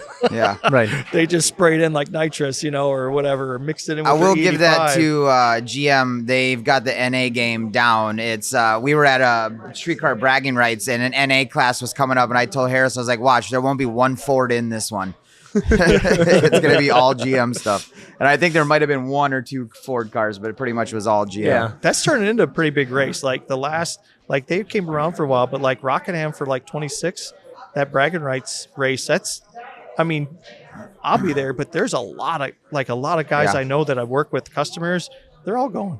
That place is going to be That was packed. an awesome event. Yeah, that was we probably one of our liked it. favorite ones this year. Yep, I agree. It has to be. I mean, we stayed at the track for 2K, Texas 2K, for our first time. That was a good time. Bragging Rights was also good. We did World Cup, but I think Bragging Rights is probably number one for this year for funnest Yeah, event. I'm hoping this year's a little cooler. Last year, Dude, it was man, hot as it was hell. a baker. I was like, oh, please. Luckily, it got late enough that when we went to run, the sun had set and I wasn't going to fry because, man, you start getting dressed up in that suit, get strapped in the car, and this, Rockingham faces the sunset, and you're sitting there and you feel like a candle just melting in the heat. It's like, why am I doing this? So, All right, so I got a question for you. With all of your experience with this GM world and making engine components and things like that, is there a king of all of them? So you have a wide range of vehicles too, with LS, LT, stuff like that. Which one's your favorite out of all of their engines they have? I mean, between LS and LT, well, I'm an efficiency guy. Okay. I love efficiency in terms of horsepower per cubic inch. And when you look at, it's like small block Chevy. That's what I cut my teeth on, right? And then eventually did big block Chevy stuff. When you talk about, hydraulic, flat tab and hydraulic roller cam, pump gas, small block Chevy, you're at 1.3, 1.4 horsepower per cubic inch.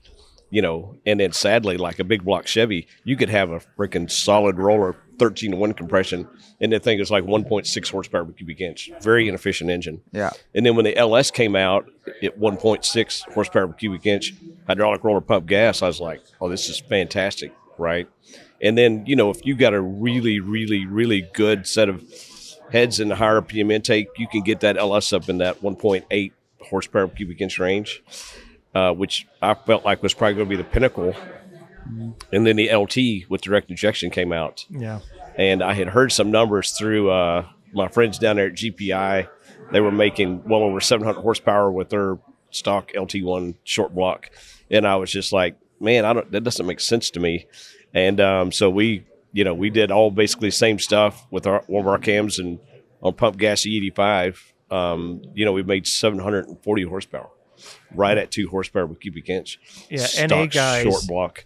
NA hydraulic guys, roller cam. as soon as LT, they started getting LT, they're like, LS, what's an LS? Yeah. LT came out, they're like, they just started throwing down with that motor. Yeah, I mean 2 horsepower per cubic inch. That's with not even a stock dual short That's not block. even a Yeah, Right. dual overhead I mean, cam or something. It's not even a 4-valve. yeah, but almost 10% of that horsepower is just the direct injection because we took that engine from direct injection to port injection. It went from 740 to 670. We did it back to back, and then we could also blend the fuel, and you blend the fuel 50-50, and it was 35 horsepower difference. It followed 1-to-1, and the reason that is it's really kind of twofold.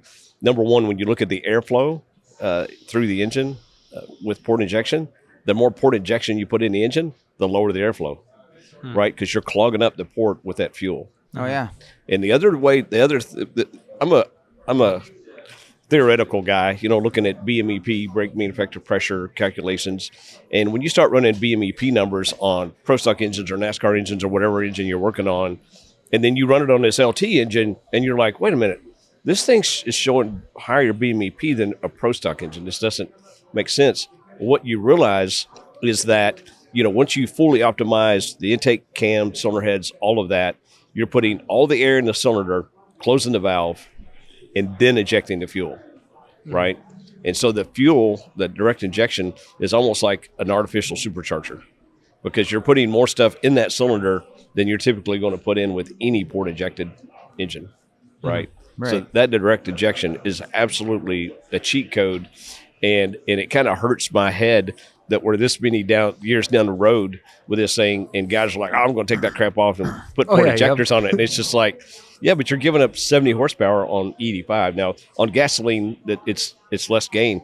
But here was the impressive thing to me. That engine on pure M1, just put M1 in the tank instead of E85, that engine made 785 horsepower. So it picked up another 45 on M1. Mm-hmm. And then the difference between direct injection and port injection with M1 was 85 horsepower. Wow. It went from 785 to 700. Wow. That's 7,800 RPM. Yeah, and again, it's a supercharging effect because if you look at how much fuel you got to put in a motor to feed it with methanol, it's just you're having it's dumb. You're just raising the static compression just by stuffing more fuel in that thing. And all that, and it's super cooling it on top of it. Yeah, all that fuel is clogging up the port in any application, carbureted, port injected, but not direct injection. And it tolerates injection. so much compression. You can put so much more compression in a direct injected motor. It just, and then you put methanol on top of it. I was like, oh, jeez. You tell someone you're making 800 some horsepower out of an NA direct injected motor, and you tell some guy 10 years ago you're going to do that with a small block, they'd be like, you're out of your mind. Not unless you got the best 850 lift cam with some ridiculous numbers and ridiculous compression on C23 or something. But now, it's nothing, factory stuff. Yeah. It's crazy. So I like the direct injecting engine. If it's NA, LT is king. It's sad that it's such a complicated mess for the tuner side of it, and that the fueling is such an expensive, it's like a barrier trying to get the fuel to it. Even when they're still working on, we were on a dyno that long ago, and they're working on these Goliath pumps and these monster injectors, and there's so many just walls you run into that it's just like, man, this is not going to be easy to do with a power adder. You got such a short injection window. The injectors are so time limited. And then when you deal with a high pressure setup, you can't just, an aftermarket, if you got the stock fuel rails, you just throw some bigger rails on it. Well, that direct injection is all like high pressure lines, and they got this itty bitty calibrated orifice feed hole to it, and the pressure is ridiculous on it. It's not like something you just bolt on a bigger set of rails for it when you run out of rail or it doesn't work right, because these things, the injectors just won't open. You start throwing more pressure at it, and the injectors just stop opening. And you're at 650 kPa or whatever, and they slam shut, and then motor shuts off. God help you if you're spraying nitrous to it or something. Yeah. But I was thinking about that, all these things. So that F3R121, the supercharger I've got, we put that on an L8T. I don't know if you're familiar with the L8T. That's the 6.6 liter iron block that comes in the trucks. Yep. And it has an 8 counterweight crankshaft, forged crankshaft, which is wild. Never thought I'd see the day that GM is putting a 8 counterweight crankshaft in a production engine. And with that stock block and that stock crank with that supercharger, we made right at 2,050 horsepower with that Holy engine. Crap. Yeah. And it's just like factory stuff. what a time to be alive. It had aluminum rods and good pistons, but that was with factory LT4 heads ported, factory head gaskets. We never hurt the head gasket at 2,050 horsepower. Yeah. Wow. It's just like, this doesn't even make sense to me. Amazing. When you're racing on a budget, that stuff like that makes a huge difference. Yeah. Because that's usually what kills people's pockets, is telling them, like, well, if we sleeve this block, and buy $5,000 set of heads. We put some copper and O-rings. O-rings, fuel hoop it. We could probably keep it together. And you're like, how much is that going to cost? A lot.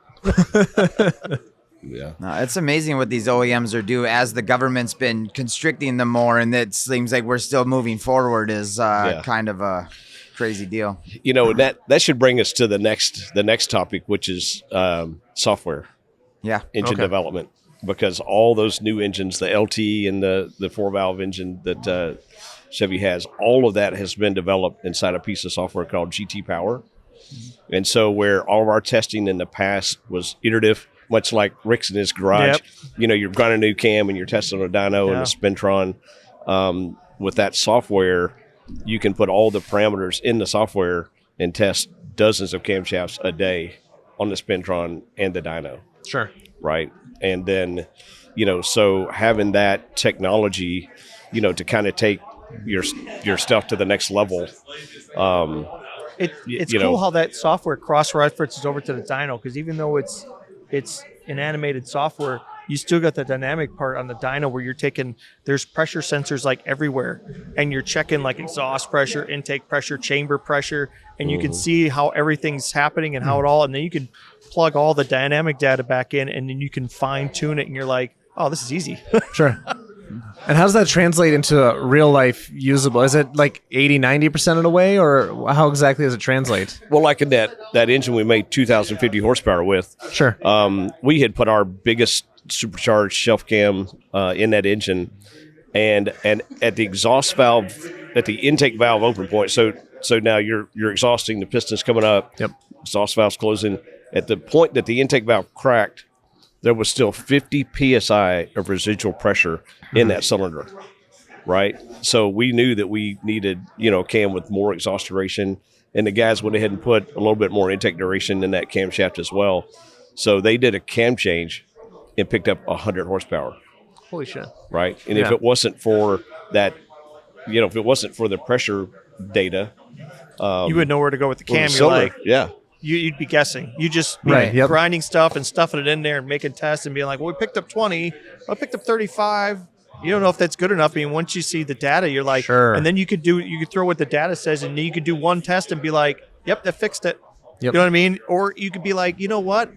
I think we can get another 20 out of it. There's still a little, you know what I mean? Sure. You can look at data and run it through the power, and it narrows down your guessing window down to like nothing. You know what I mean? You're really close versus, we're going to try this. Yeah. Sure. Yep. That makes sense. 100 is huge. I know what guys do to get 20 or 30. Right. 100 is great. Yeah. Yeah. It shocked us. That was so when I started doing the supercharger work, one of the guys told me, I was like, well, how much is this going to cost? I was like, well, this is a lot of work. I don't even know how to price it. He goes, what would you pay? How about we do it by horsepower? He goes, what would you pay for horsepower? And really, some people will be like, man, if you get me 20 horse, I'd pay $600 for that easy. Yeah. I was like, okay. So it's funny what guys that are really number crunchers like, man, if you get me 100 horse, cam swap. $1,000 for 100 horse cam. I was like, okay, absolutely. If you're gonna tell me you can give me 100 horse, I'll take it. Yeah, that's a bargain for sure. Yeah.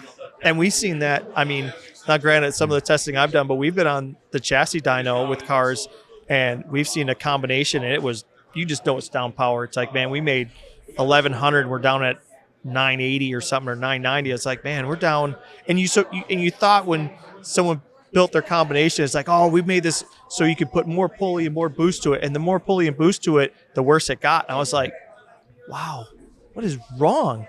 And you're looking at everything, it's picking up airflow, the boost is up, but it's losing power. Like the power won't carry it. And supercharger stuff does a lot of crazy stuff that like normal things don't follow with, It has a lot of drive load, right? I mean, because another thing that the cylinder pressure data shows us is actual cylinder horsepower, right? So it's like the testing we were doing this year on the LT4, the engine's showing it makes 1,200 horsepower, to the crank. The cylinder pressure is 1,600. Oh, wow. Because it takes 400 horsepower to drive that supercharger. Yes. Right? And also, like, airflow distribution, because the sensor in the rear of the engine at number 7 versus the front of the engine number 1 with one of the manufacturer supercharger, there was 25 horsepower difference, right? So it's like they were behind the competitors, 25 horsepower. Well, if they just didn't have such bad distribution in that cylinder, they would have been right there with their competitor. You know what I mean? So it's just like having access to that technology is game changing. And that's where this industry is going. Those who can scale up to the point that can afford all the tools they need, the software, that Plex pressure information. It's like an Easter egg map. It's like an Easter egg hunt with a map. Those guys are going to separate themselves from the rest of the pack. Okay. Because technology, it's just, your learning increases at a rate of probably tenfold versus those that don't have that. And your guessing drops next to nothing. Yeah. Well, I'm glad you brought that topic up then as well, because obviously there's been some big news in the past week. You know what breaks my heart? No, it's not the 2% female demographic. It's the fact that 80% of you guys are not subscribed and following the show. So go ahead, hit subscribe or follow. And of course, if you're on YouTube, hit that bell so you are notified when we drop a new episode. Let's get back to the show. Yeah. With the whole private equity and all that stuff. So what's the future of BTR look like? Yeah, I'd be glad to discuss that. So I'm 61 now. Sure. Yep. And so when I built the first 15,000 square foot building for BTR back in 2017, 1.5 million at that point, that's the most money I'd ever spent in my life. And yes, I was scared to death. And then in 21 and 22, we added on 30,000 square feet, which is another 3 million. And I personally own the buildings and I lease them to BTR. And so at that point, I've got $4.5 million invested in buildings. And then the machine shop, we spent another $5 million in machine shop equipment. Wow. And then over the next 2 years, we added $2 million to that. So now we got $7 million in machine shop equipment. Well, when did it transition to private equity? So that happened 2 weeks ago. Yeah. Okay. So I knew that I wanted to do, I wanted to buy a couple of companies, to be honest with you, and bring this patented feature to market and other things. And because we have, not only is this patent done, but we have 3 more patents that we're working on. Okay. Right. So it's like to really bring all this stuff to fruition is going to take an enormous amount of capital. So this 83,000 square foot expansion we're working on right now, that's $8 million out of my personal pocket. Wow. And I still need to go spend about 30 to 40 million buying a couple other companies. Right. And at that point was when I was just like, Uncle, I think I'm too old in this economic environment to take on that much risk. Right. Sure. It's like when you've worked 30 some years to have, because I don't feel like I have a high level of success. I feel like I have a, just an okay level of success, but it's still 32 years of work to get to that level of success, and you could ruin it all. An economic downturn could put you out of business. Right. So for me, partnering with private equity so we can take BTR to the next steps. Sure. Was an option that we looked at. Mm-hmm. And then we found an incredible group with Burnout Brands, their CEO, Christian Roth, literally one of the most intelligent people I've ever met in my life. And in this industry, generally, as the intelligence, as someone goes up the intelligence scale, the personality goes the other direction. Right. We call them brilliant assholes. Also, one of the nicest guys you've ever met. Very positive, right? Very intelligent. So to partner with him and his team and with private equity is absolutely going to let us take BTR to the next level. Yeah, because I know a lot of people the general consensus was like, that they're going to run it was a sellout, and now it's really done. Everybody thinks it was selling out and everybody's cash out and leaving. It was really just about stepping up, and it wasn't. So it's more of a partnership than it was anything. Absolutely. Yeah. And a couple of things to note with PE buyout in the performance industry, a lot of those buyouts happened in 2018, 2019, 2020, maybe 2021. Right. Mm-hmm. Sure. What was different then versus 22 and later? Interest rates. Yeah. Right. Okay. There's a roll up. These private equity roll-up groups. There's a roll-up group out there right now that's rumored to be paying $1 million a week in interest on their debt. Holy my shit. God. Right. It's, their business model was not built on 7% interest. It was built on 2% interest. And when those interest rates went up in 22, it's crushed those businesses, right? Okay. Their cash flow requirements went up. They started trying to cut costs everywhere, inventory, people, whatever, and it's just really crushed those businesses, right?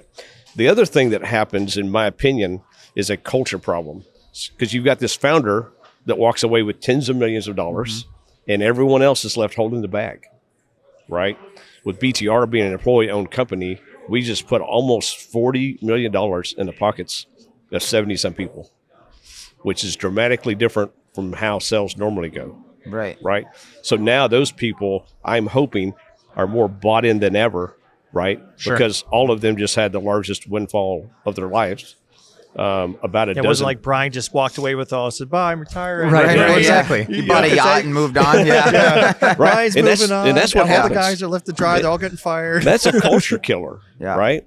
And we have a dozen guys that are going to be, a dozen employees. There's going to be that's going to receive over $1 million. Wow. Themselves. We have one that's going to receive over $2 million. So from my perspective, and I guess you have to know the rest of my story, because I sold my first business to Summit Racing for about what I owed on it. Mm-hmm. And then when I moved out of my basement in 2014, I had less than $50,000 saved for retirement, right? Because I had cashed out my 401k to start business in these things, and I didn't know if I was ever going to be able to retire. And, so I just said a prayer to God. I was like, God, if you let this business take off, I swear I'll share the wealth. Doing the ESOP in 2018 and now doing the private equity sell has put that much money in those people's pockets. And I started BTR in my basement with a $50,000 home equity line of credit, right? Yeah. And there's almost no one at BTR that's receiving less than that amount of money. And, so some of those people may go on to start their own businesses, which would make me happy. That's the thing that I would like to see. So I think that our situation is so different, because, these people have cash, right? Yeah. So their whole business model isn't built on cheap interest rates that suddenly go up. We have a good culture at BTR. We're going to protect that culture religiously. We don't want to hurt the culture. And you see a lot of businesses in this industry with bad cultures. Mm-hmm. And that's really the difference. If you want a great business, hire great people and try to promote a great culture. I myself, I'm not the great culture promoter, but fortunately I have great people that work for me, great managers on my management team, who are great people. That's why I'm here. For now. Well, it is. People are saying, well, why'd you hook up? How'd you end up with Brian? It was like, it wasn't like I called up Brian and we just made an agreement. It was like, there was initially I showed up. We had talked and been around, known each other a little bit, but I showed up. We did some dynoing, for a whole week and thrashed there. And then we came back and revisited things again. And over the years, you learn people and you see how things work. And you're like, you know what, I would be proud to say I'm involved with, this organization versus this person, because it's just how it's built, you know what I mean? Sure. And other stuff, because talking with him, we talk about all kinds of stories and stuff and, stuff he does with product development and how he does his product development and the way he researches stuff. And, it's something like that. I was like, okay, if we do a venture, I believe that in the end that we'll come out with the best product. You know what I mean? I don't think it'll be shortcutted. I don't think he'll be like, well, you know what, that's going to cost $5 more. I don't think it's really worth it, and I just don't think that he would cut corners on something when it comes to developing stuff. So. And the other thing that a lot of people don't keep in mind, don't understand or don't think about, this is not the first business I've sold, right? Yeah. I sold my first business in 2004 to Summit Racing, right? And I saw management there come to me, tell me to do things, and I went and did them, even though knowing they were bad ideas. And then when that bad idea, came to fruition as a downturn in business or whatever, I'm just like, well, yeah, what did you think was going to happen when you did that? And so I'm in a much better position now to, have the emotional intelligence to sit down and say, hey, you don't want to do this, and here's why. Sure. Right. And, having those crucial conversations, with this group, whoever you had to work with. So one question that kind of comes to mind that's just kind of going over and over in my head. So one thing you mentioned earlier is that, so this group, they're not basically going to the banks. This is a cash buyer then, from my understanding, or? Yeah, they're primarily cash. Okay, gotcha. Okay, so that kind of takes that pressure off of like, okay. That's right. And gotcha. you're still on the board of directors. That was my next question. I'm on the board. Right. So it's not like he's just gone. Correct. Being, well, they're going to just do whatever they want. And it's just going to happen however they feel like it's going to happen. He's still, doing the same thing. Not running off like Scrooge McDuck with your bag of money. He's still trying to keep making sure the culture stays the same, even though he's just trying to develop it more with. You're basically doing the same thing you're doing with him, and he's doing with another person here, right? You're using your tools at hand to make That's a good way of putting it. Yeah, because it takes a lot of capital to aggressively grow a business. Yeah. Right. What you're trying to do next isn't exactly an easy feat either. And what people don't understand is like it's not just, it's not like you just spend, a couple $1 million on CNC machines and poof, you're making money, man. Mm-hmm. It takes so long to just, you got, everything has to start working together. Like the machines all have to work. The tooling has to right. The casting has to be right. There's so much you'll invest, I'm sure he's invested millions of dollars, and it's like, it's going to be 2 years before that starts making money. So I have to be able to put that money into something, and then I have to wait. You look at our cylinder head program. We bought a brand new Mazak C600 with the 18 pallet pull system, $750,000. Permanent mold tooling to make the cylinder heads, which at this point is probably $300,000.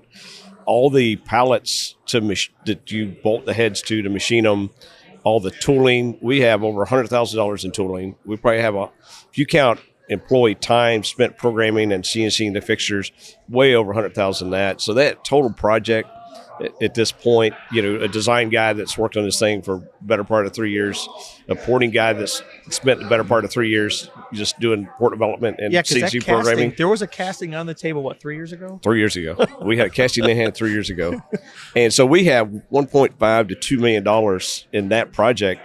Thankfully, it's paid for, so it's okay. We're not shipping cylinder heads. But, that's a good example of how much capital it takes. Right? It ain't made him a nickel Because a lot of businesses, if they spent $1.5, $2 million on a project that didn't make a penny for a year like we have, they would be in trouble. Mm-hmm. Yeah. Right. And especially if you're paying interest.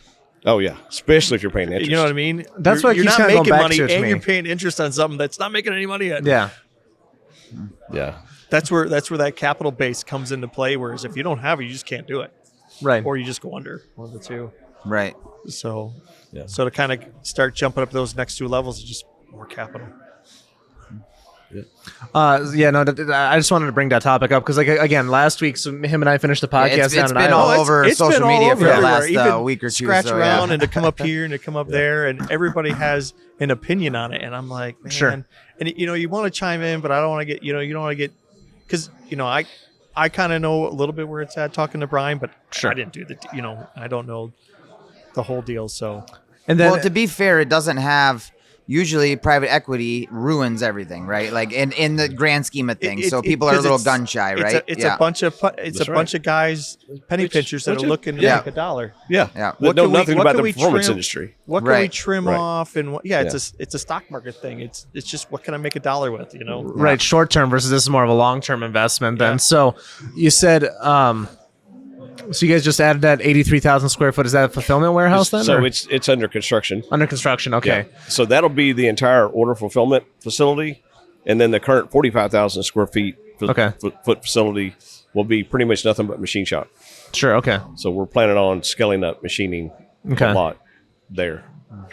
And then you said you're also going to kind of go on, you're going to buy up some other companies too. Did I hear that correctly as well? I'd like to. Okay, I'm not going to ask who in particular. Obviously, that's got to stay under wraps. That's you can ask me. I'm not telling you shit. Yeah, and it's somewhat fluid. You know what I mean? It's sure. Nothing because sometimes the plan yesterday doesn't fit into the new plan for today. And, right, exactly. And some things come up, and you're like, oh, before we were only talking about doing this. Now we're talking about doing this. So things change, and it's sure. Yeah. It should be good. So this is ultimately, it's not you coming off the hamster wheel. In fact, it's you kind of ramping it up, if anything. He's just getting someone else to help him turn the hamster wheels. He's started running on it. Exactly.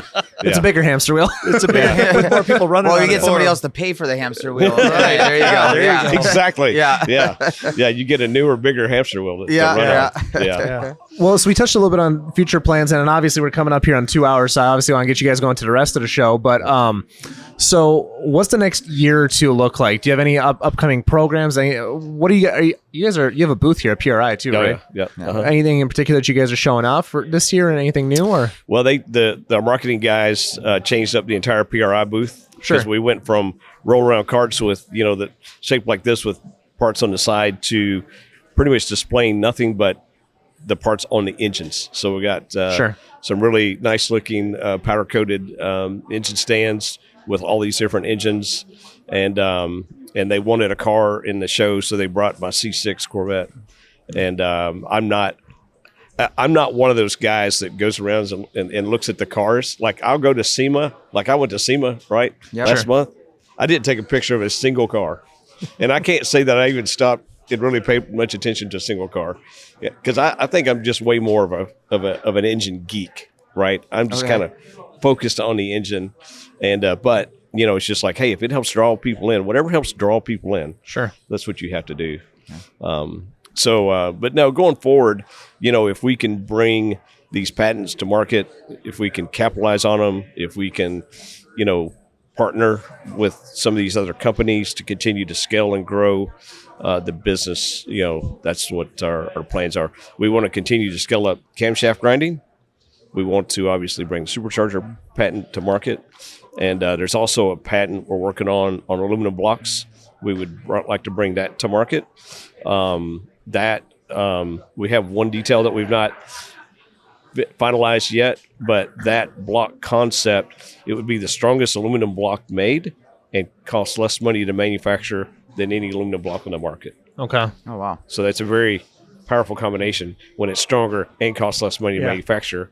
And it is through the manufacturing process, of course, and thinking outside the box. But like I said, there's still one detail that we have to work out with that design to apply for that patent. And because if that patent is anything like this last patent, I mean, it's going to be 2.5 years before that patent is finished. So it's protected. This patent we got, I mean, it took 2 years. It took almost 2 years just to actually get it finalized. Yeah. Yeah. Once you got all the paperwork submitted and everything. And because it was, I don't see it because I don't do a lot of patents, but there was a lot of like, man, just kind of be quiet, ride this out, because it doesn't, you don't want anybody challenging or disputing or doing stuff and making a mess of what you're trying to do, because it can happen, someone else. Oh, absolutely. Be like, and it was like, okay, we actually got the number. We are on the better side of the line now. So, yeah. Because how long before you start doing? Go ahead. I got a camshaft question. Because talk about the future. To be in a position, we know we have the most powerful camshafts because we buy everyone's camshafts and test them. Yeah. Right. If you want to be the best, the only way you're going to know you're the best is buy everybody's stuff and test it. Mm-hmm. And basically, what we do is we develop and work and develop and work until we're better, and then we're stick a fork in it. We're done. Right. So that our new cylinder heads. Obviously, I worked at Trick Flow for 6 years, brought every CNC ported head that they had to market. There's been more effort and energy put in our LS3 score port and cathedral port heads than any head in the history of V8 performance cylinder heads. I'll bet you buy a large I even margin. sent him heads for him to, was like, here, you can look at these and see if there's anything fancy you see. I sent him heads that I've done and send him just to peek. I mean, he's looked at everybody's. Like, you look at the shelf in his shop, like the R&D shop. We dyno tested everybody's. We went and bought everybody's heads. We dyno tested all of them. Every camshaft box that has made an LS is on the shelf there. Yeah, all the brands. And people think that we're copying that stuff. It's just like, no, that's the baseline. That's the bar. That's the bar that you have to beat. Right. It sucks when you're doing testing because it's like, man, which one do I want to pick? It's like 200 cams on this shelf. So these heads are about 20 horsepower better on the cathedral port and square port on our 6.2. We're about 20 horsepower better than the best we've tested that's available. And 20 horsepower is a lot.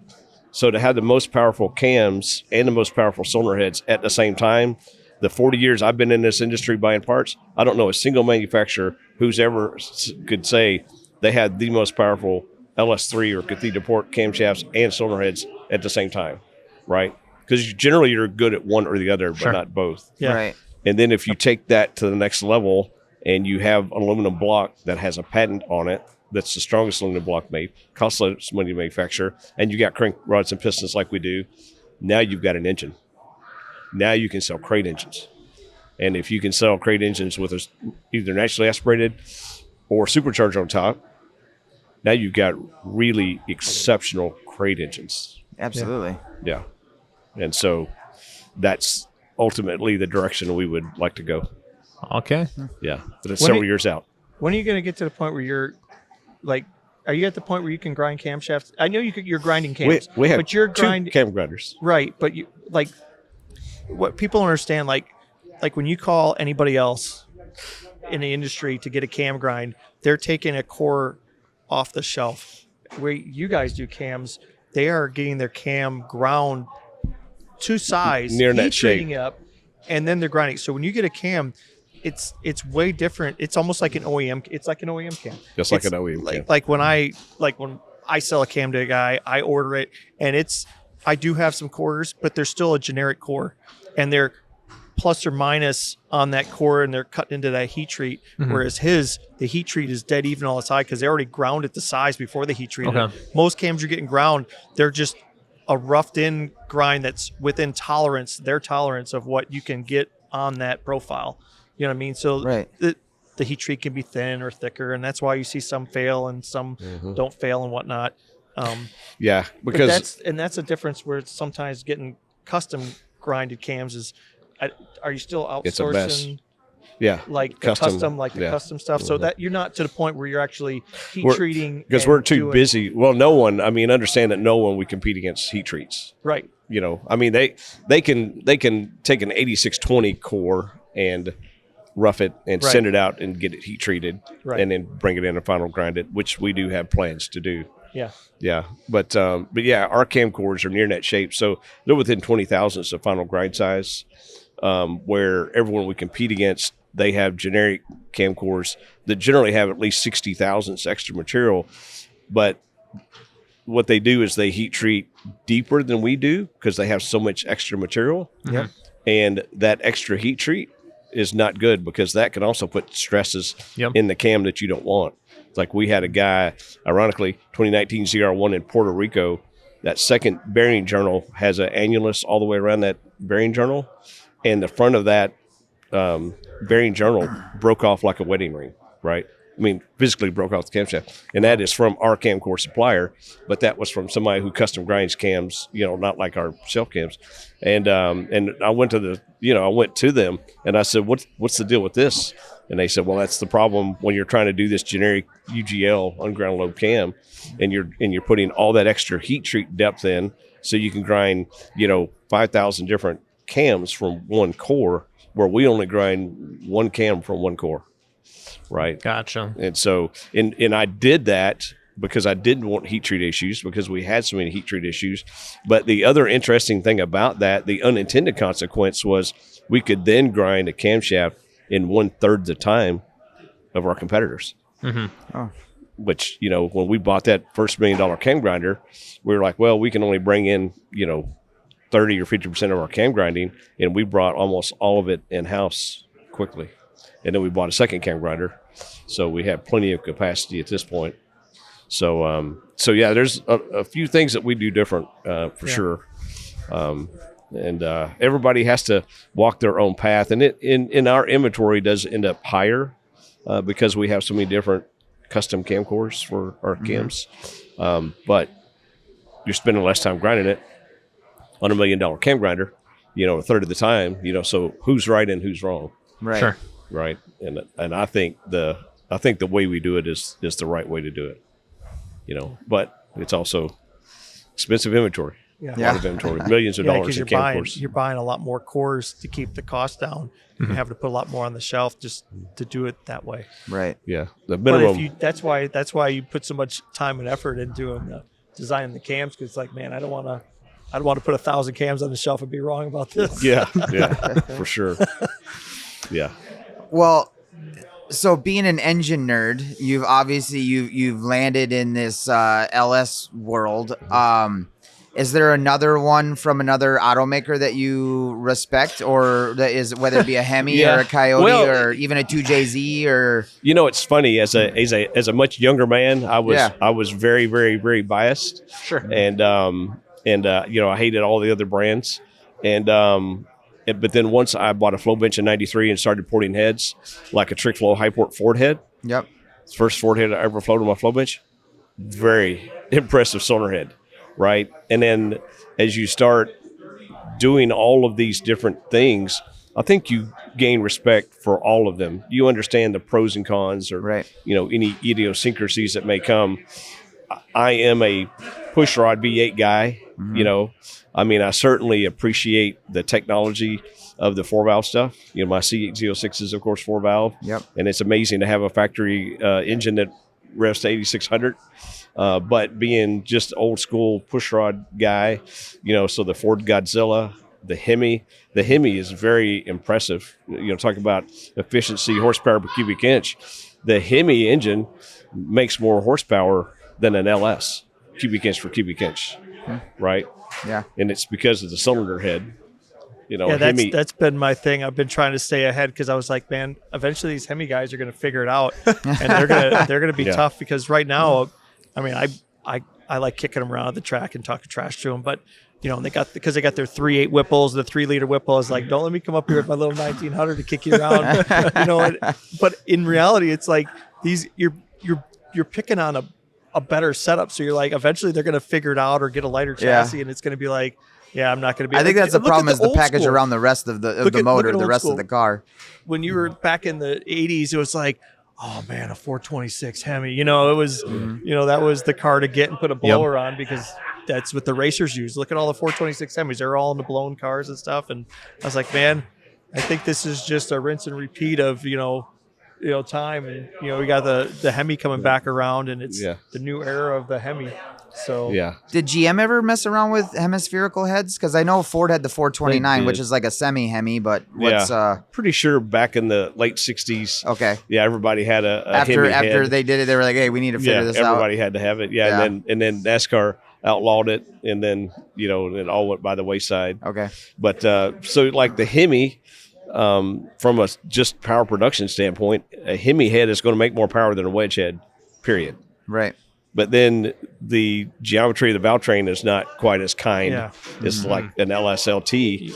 And then you look at the Godzilla. The Godzilla, unfortunately, for whatever reason, the cylinder head didn't come out as well as some of the Chevy LSLT stuff did. But what does it have on its side? Cubic inch displacement, right? I mean, widest bore center of any small block ever made. And I'm going to continue to call it a small block. I know there's people trying to make it a big block in some of these class rules and stuff. Yeah. But I think it's super cool that Ford has a pushrod engine that's so freaking big. Yeah. Right? Yeah, you can make a monster with that thing. Yeah. Mm-hmm. How big can you go with that thing? I mean, you go 500 cubic inch easy. Easy, right? And so but then after that, once you start making 500 cubic inch, someone's like, oh, I got to make a big cylinder head for this thing. You know what I mean? Eventually, someone will come out with maybe a cylinder head for that thing. Yeah. So we make camshafts for all those, of course. Sure. And, so those are the ones that I, of course, have the most respect for. I have plenty of respect for what the Coyote guys have done. I mean, it's not rocket going 390s with stock block and I guess I don't know about crank, but certainly stock block and heads. Yeah. I mean, and turning holy that thing moly, right? almost 10 grand. There's nothing negative you can say about that. I mean, the guys whose feelings are all hurt. I understand why they're saying stuff negative, but you've got to give what they've done total respect. Right? Absolutely. And I think that's really the thing about this industry in general, mutual respect, right? For whoever it may be, and that's also, I think, another thing that's lacking. I think a lot of people don't give other people in this industry the mutual respect they deserve, right? Because everyone out there who you've heard of, there's a good chance that they've achieved something. Yeah. Mm-hmm. Right. And so it's just like, we'll give them kudos for that thing.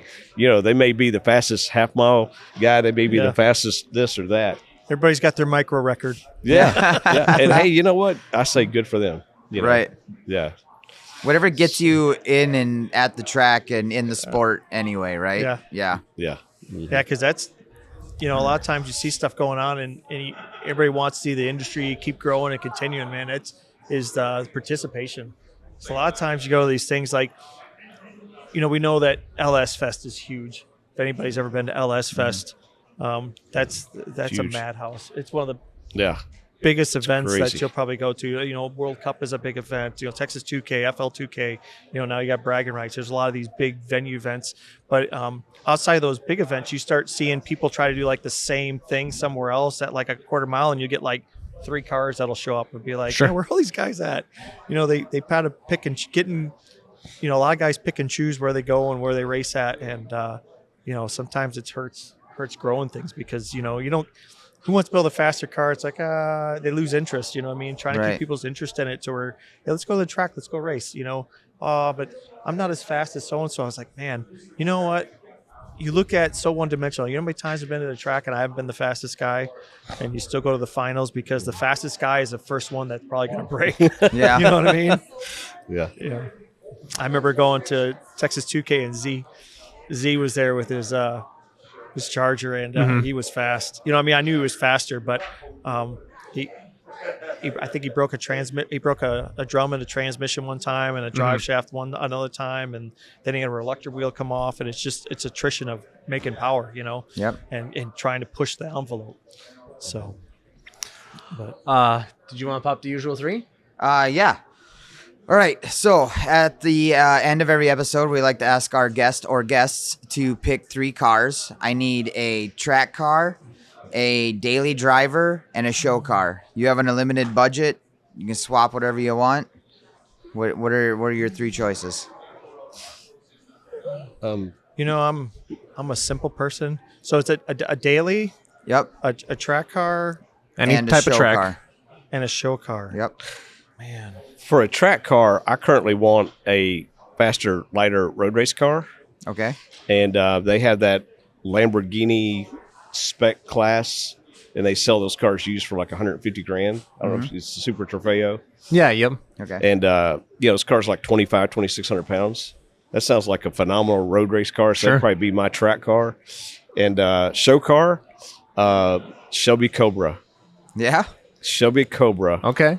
Wanted one of those since I was a kid, and I am definitely going to own one day. Thought I bought one here just about a month ago. Right place at right time, and a guy priced it to me for $25. Oh, really? Yeah, and I was just like, all right, I'm coming here tomorrow, pick this thing up. And then he's like, and then he called me, he's like, I can't find the title. And so he still hasn't found the title. I'm like, well, apply for a duplicate title. Let's get this thing. Are you talking like an AC Cobra, like the old school was? Okay. Yeah. Yep. Yeah, I've just always loved those cars. Yeah. And so that'd be my show car. And daily? Then, daily driver, probably the ZR1 I've got. Okay. Because I would never daily drive it because it's way too expensive of a car. But you know what? I disagree with you on that one because I'd almost pick the same thing you already got, that truck. Oh. Yeah, okay. I have to say, because I even like that. I'm not T-Rex, a T-Rex truck. Okay. Is absolutely, and I told somebody this other day, I would almost rather drive it than any of the Corvettes I've got. Really? I can't even explain it. It's just, it's like fun. driving around a hot rod monster truck like everywhere. You hear the blower whining. It shifts good. It drives good. It handles good. It rides nice. It sounds good. It's like it does everything I can't well. think of it. It looks like a big mean truck. I'm like, and again, I'm not even a Dodge guy. And I was like, man, I love this truck, man. I have one of these too. Well, as a Dodge guy, that warms my heart to hear. So. Yeah, I would have to say that is a hard daily driver to beat because it's a truck, so you can put anything in the bid, you can do anything you want, and then that truck, the third lane on the interstate, that right hand one that a lot of people don't use, that truck is phenomenal in that lane. When you're on a trip and people are running 70 miles an hour side by side, and you need to just pass all those idiots. That truck does that very well. and there's no hiding it. There's like, you're in my way. Yeah. So what are you locking in then? Oh man, I think if I had like a show car, I think I'd go with like a 64 Riviera with the hideaway lights, all moderned out. Okay. I've always loved those cars. I've seen a couple of them that were like in show trim where someone's doing a modern upgrade to it, and it just with a nice candy color. I don't care if it's a blue or red. Okay. Just a beautiful car. Race car, man, that's a daily. I would have to go with that T-Rex. That thing is awesome. I'd have one of those too, I think. A race car, man, that's a toss-up. I've really grown fond of my G8. I love that car. I think it's a cool car. I drive it when I can, even drive around because it's still got the 6-speed in it. I love it. I love my V2 though. But my roots are all in my G8, so it's got like a weird font. It's got like a different fondness to it than what the V does. Even though the V, my coupe is, I really love my coupe, so it's a tough toss up. So I'm about to make you choose one though. Yeah, nobody walks away without choosing. I'm telling you, I'd stay with my G8. Okay, that's where my heart's at. Well, perfect. On that note, any closing remarks for our viewers? Anything you want to? Does that touch on anything? I'm going to keep going faster with Superchargers.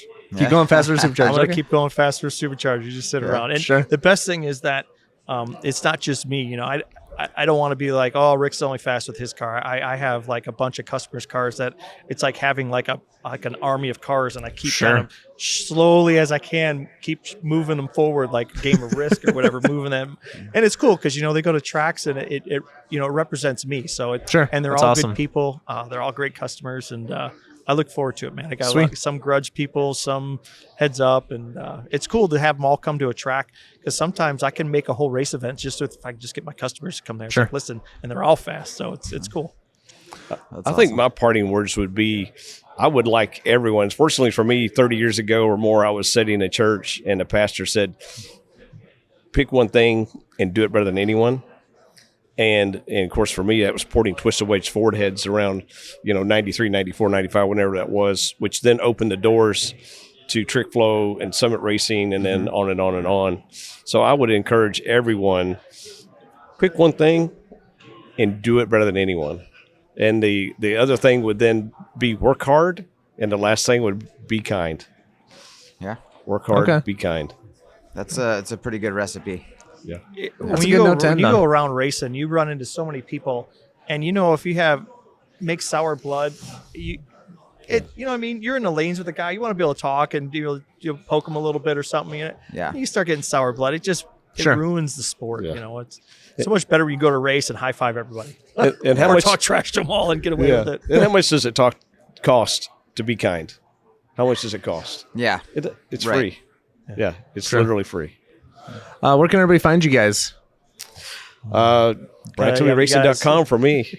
This guy's way more elusive. I'm more elusive. I tend to be kind of underground. You have to know somebody. Dude, I worked hard to research you, sir. He's like, Rick Crawford. I'm like, where do I know that name? And I watched, Justin's podcast with you. And then I'm like, I got some learning to do. So you're elusive, sir. I'm elusive. That has been like my key thing. I've been underground. I kind of keep to myself.